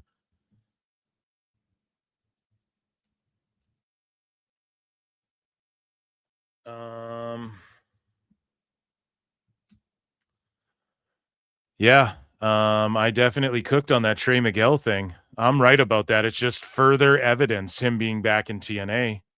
Just further evidence that I was right about there's more at play there than meets the eye, bro. There's more than meets the eye.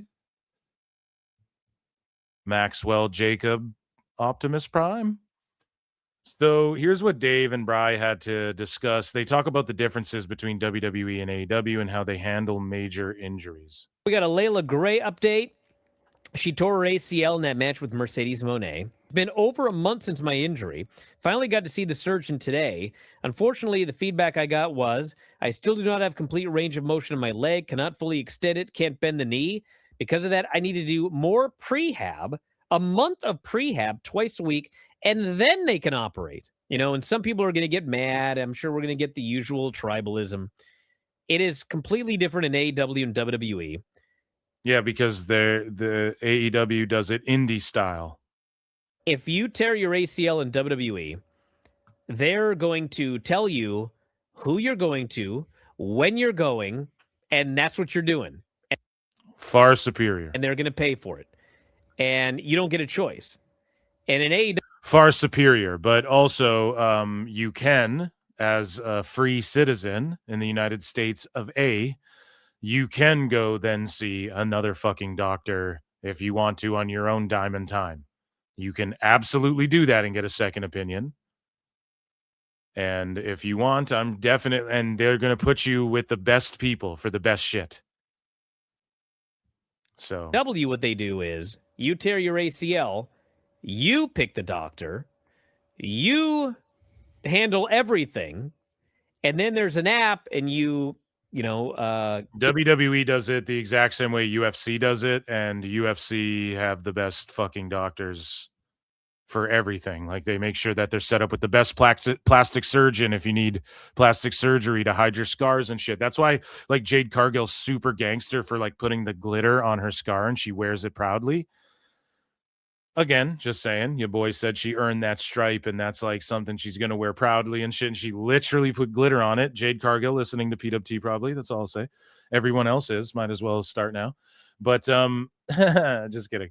But Jade earned that stripe, man. But she could have went and got that, like the best plastic surgeons would have hooked her up, man, and made it barely visible. But no, she wanted to wear it proudly, and that's good. But yeah, it's WWE and TKO and UFC, you know, they have the best doctors for everything on hand for everything. So I would be totally fine if I hurt my knee and WWE told me you're going to go see the best knee guy in the country, you know?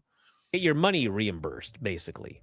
And with AEW, you go, you pick all your shit, you pay for it all, and then you bring in a fucking receipt, and then they got to pay you back for it after. Okay, so that's good, I guess. But how come Punk paid for all of his shit then? And you guys didn't pay for that? You know, how come certain people that's what happens, and for other people it's not? It's all over the fucking place. And I'm not trying to say AEW's got to be up to snuff as WWE is, but just another way it's superior, we can all admit, right? All of the tribalists. Or number one. And it's not about tribalism. And the reason there's tribalism is because you're trying to make it like one isn't as good as the other. AEW says you pick the doctor.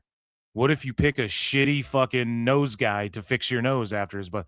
Like, you might fuck up. WWE's going to put you, this guy is the same guy who worked on Stone Cold's neck and worked on Kurt Angle's neck and worked on this guy's neck, and that's who they're going to set you up with. So listen, one's not better than the other. I mean, some people prefer one to the other. Some people prefer the other to the other.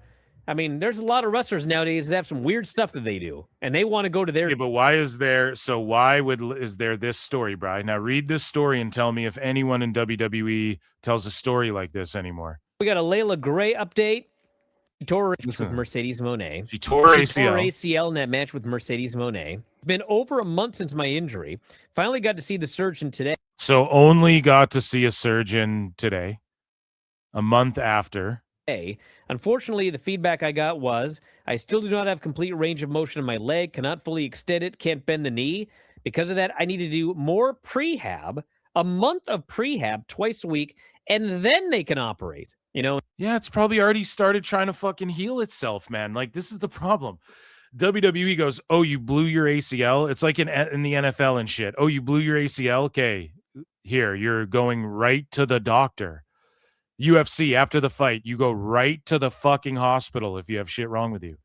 Even if the fight was too crazy and you're like, no, I'm fine, but you're all beat up. Dana White's like, no, you're going to the fucking hospital right now. That's why it's cooked, man. One is professional sports. One goes, we're the real professional wrestling. Where we're fucking Randy the Ram picking staples out of our asses and fucking smoking cigarettes in the back because John Moxley thinks that's cool. It's a fucking clown show, dude. Not that I'm hating on you if you smoke cigarettes in the back or whatever. I'm not against that. A couple boys having a couple of beers after. Ripping a dart. But yeah, it's not the real professional wrestling. One is like a major league sport. The other isn't. So Dave Meltzer and Bry, they discussed jet speed being used to lose to Swerve and Joe. And listen to Dave's fucking cope here. This is just premium cope. You are coping and seething. You just can't accept what you're seeing. Yes, you're coping and seething. The truth it is scalding, and now you are molding and coping so hard.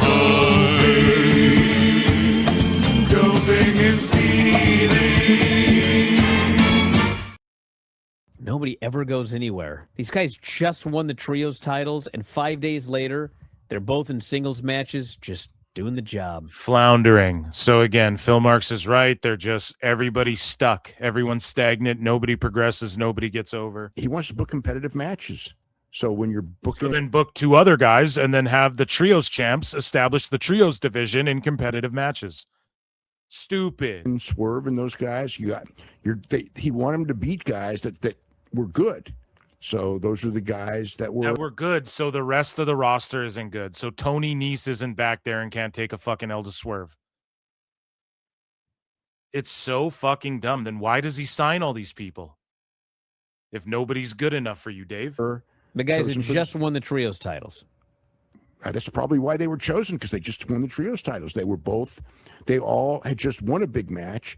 That's kind of how everyone books now. I know, and I don't like it because that's kind of how everyone books now. You are coping and seething.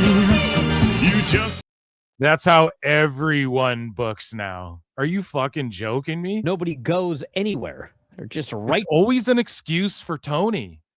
And it's not even what, like, Brian's talking about nobody advances. Nobody becomes a star.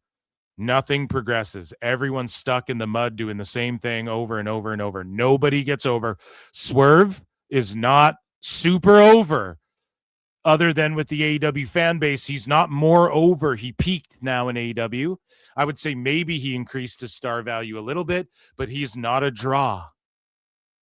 You cannot look at Swerve and look at any ratings and go, oh, yeah, Swerve is drawing for them and shit. Nobody progresses. Not Mike Bailey, not Swerve, nobody. Back where they were when it's all said and done. That's where that's their level. They're not going to, That's their level. So Bailey and Knight hey, guess what? Dave, who books and pushes and pitches shit. The best guys, Tony Khan. Just said you guys aren't going past this level.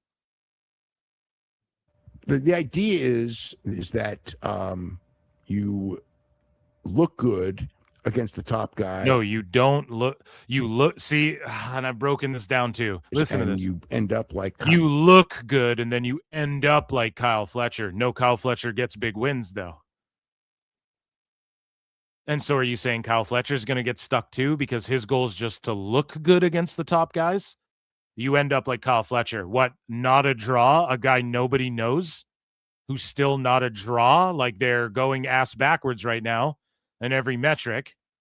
And Fletcher's awesome, but he's getting fucking dumped on his head and isn't a draw. So what? You end up like him getting dropped on your head for 5 of your stars, but while going in front of 1,100 people on Dynamite? When the quote-unquote competition is fucking doing 11,000 people on a shitty SmackDown that everyone says is bad? What are we fucking talking about here, man? The idea is you look good. Nobody looks good against a top guy. Swerve doesn't look good, and he doesn't look like a top guy when Kevin Knight takes him to the limit. You're shitty at booking. Your idea of booking is shitty. Tony Khan's a bad booker. You guys have been doing this for years. Nobody's gotten over by having a good showing against a top guy because that's all you guys fucking do. I don't want to see Daniel Garcia taking Edge to the limit. That doesn't get Daniel Garcia over. You guys don't get this because you don't understand how this fucking thing works. Kyle Fletcher, that's the goal. Okay, so aside from Kyle Fletcher and Mark Briscoe and Jungle Boy, one of them is significantly higher than they were when they came in. But I don't think Jungle Boy is any higher than he's been on the card in the last 5 years. I mean, Mark Briscoe a little bit. Mark Briscoe's definitely higher. Because he was banished. So since he's been on AEW, he won the TNT belt and he's a glorified jobber. He loses his big match to everybody and gets bloodied up and gets used rarely. So he went from not being on the show to being a mid-lower guy. And that's, he's higher up the card. What a fucking dumb thing to say, dude. Yeah, Kevin Knight is certainly higher. No, he's not. No, he came in as a tag guy. He's the exact same. He's not a draw. No one fucking knows him. He might be getting better weed, but who knows him? Who knows Kevin Knight that didn't already know him? Kevin Knight's a little higher. Bandito's way higher. Bandito's higher, and no, he's not. He's not more famous than he was before. He's not drawing. He's higher. Yeah, Tony books him against, like if you're talking to hierarchy on the card. Yeah, he was in a tag team, but he's ROH's world champion. So you could say that's fucking lower. And now, he had a title match with MJF. Now where does he go? Is he still going to be in the world title picture? That's chill, but is he drawing? We're talking about star power. They're talking about this fucking Mark shit. Well, Tony booked him against Joe. He still lost, but he's higher up the card technically. Well, what does that matter? There's a lot of guys that are, it's a slow process. But yeah, like, what do you expect Mike Bailey to beat Samoa Joe, and Samoa Joe's getting ready to challenge for the title? No, but if I'm booking Mike Bailey to win a title, I'm not putting him in a match where he's going to immediately lose. In a tag team. See, again, it's just, why have a tag team if he's a singles guy to get singles guys over, but in tag teams he'll win, and in trios he'll win? The fuck is the point of that? Tag team title, so he's got a little bit more credibility, so he can lose. Yeah, why not? What I mean, I thought because Lee Moriarty has been in ROH for 4 years, and you could just have him lose to Joe or something. That this was really good because it put them in big matches. They didn't win them, but they've got titles. I mean, that's one of the things. But they've got titles. Dave, they've got trios titles, and they lost singles matches, and they've got titles that mean nothing. But they've got titles, though. It just shows you how bad and how Tony thinks booking should be, and why God, Dave it's the greatest thing I've ever seen. Like, this is what Dave fucking does or thinks. Just having a belt means something. It's meaningless. It's worthless, man. And Tony listens to this guy. When you got tag team champions, very often you put them in matches against big I know, and Vince stars. used to do this all the time, and all we did was complain about it. No. Yes, Dave, you did. This guy beating the tag team champions. Yes, it was 1-on-2. No. With Vince, what it would be the idea that the tag team champions would lose to two single stars and bit squashed very often to show that the tag team champions meant nothing. Dave, no. It's that the tag champs would lose to when Cena and Shawn Michaels teamed up, and then they beat Trevor Murdoch and Lance Cade or whatever the fuck. No, people didn't care about that. It's just that it became, and like a little bit when it's like, okay, if it's like on a random SmackDown, well, Rey Mysterio and RVD team up for the first time, and then they just take up, but even that's high up the card. But I get what Dave's trying to say. Like, yes, two random singles team up. They shouldn't be better than the tag champs, who should be a well-oiled machine, for sure. But Vince did that, and then tag teams just became, there's no tag teams. It's everyone's just two singles guys teamed up. But it was that as well, where tag team guys either were in single shit or they would lose one-on-one. They would get squashed. That is the thing. The Basham brothers, even as tag champs, didn't ever beat. They were still flunkies. They'd have the tag belts, but they were flunkies for JBL, and they'd fucking lose. Nobody ever goes anywhere. To like whoever JBL's feuding with one-on-one. Like, yes, that is a thing, Dave. He's fucking, no. This isn't bad booking. It was actually great booking. So I like to end these shows with Jeff Lane's clips, because he always just finds hilarious little snippets that him and Vince Russo, Barrow, the brand Barrow, and they link up. And Jeff Lane and Vince Russo on the brand, they make fun of Dave Meltzer. And I can't wait for this one. I don't even know what this clip is. It's a quick one. We'll end the show on this. She is so great. And main roster? She is probably further along at 2 years than maybe even Braun Breaker was. Oh, way further. She is. Oh, way further, Brian. We laughed at that clip the other day. Come on, Jeff. You can't start me. Like, I'm going to be 65 in a week. Take it easy on me, will you? She is so great. And main roster? She is probably further along at 2 years than maybe even Braun Breaker was. Oh, way further. She is. Oh, way further. I need that one for the soundboard, too. That one rules. Shout out Jeff Lane and Vinny Rue and the brand. And that, ladies and gentlemen, shout out all of you for being here. Make sure you hit like, make sure you hit subscribe, make sure you rate the podcast 5 stars or whatever you do. That, ladies and gentlemen, was Dave Meltzer's Dumb Moment of the Week. We burnt him up. We roasted him. We toasted him. We burnt him to a crisp. I have been your host, Phil Marks. Be good to yourselves and each other.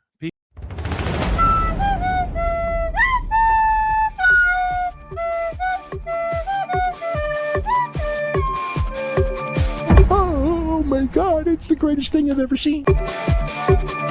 You're overdue. I just felt it's something that makes you look good, and that's cool, and you know, I'm all for it, but I think you need to tone this down because now it's getting intrusive to the show.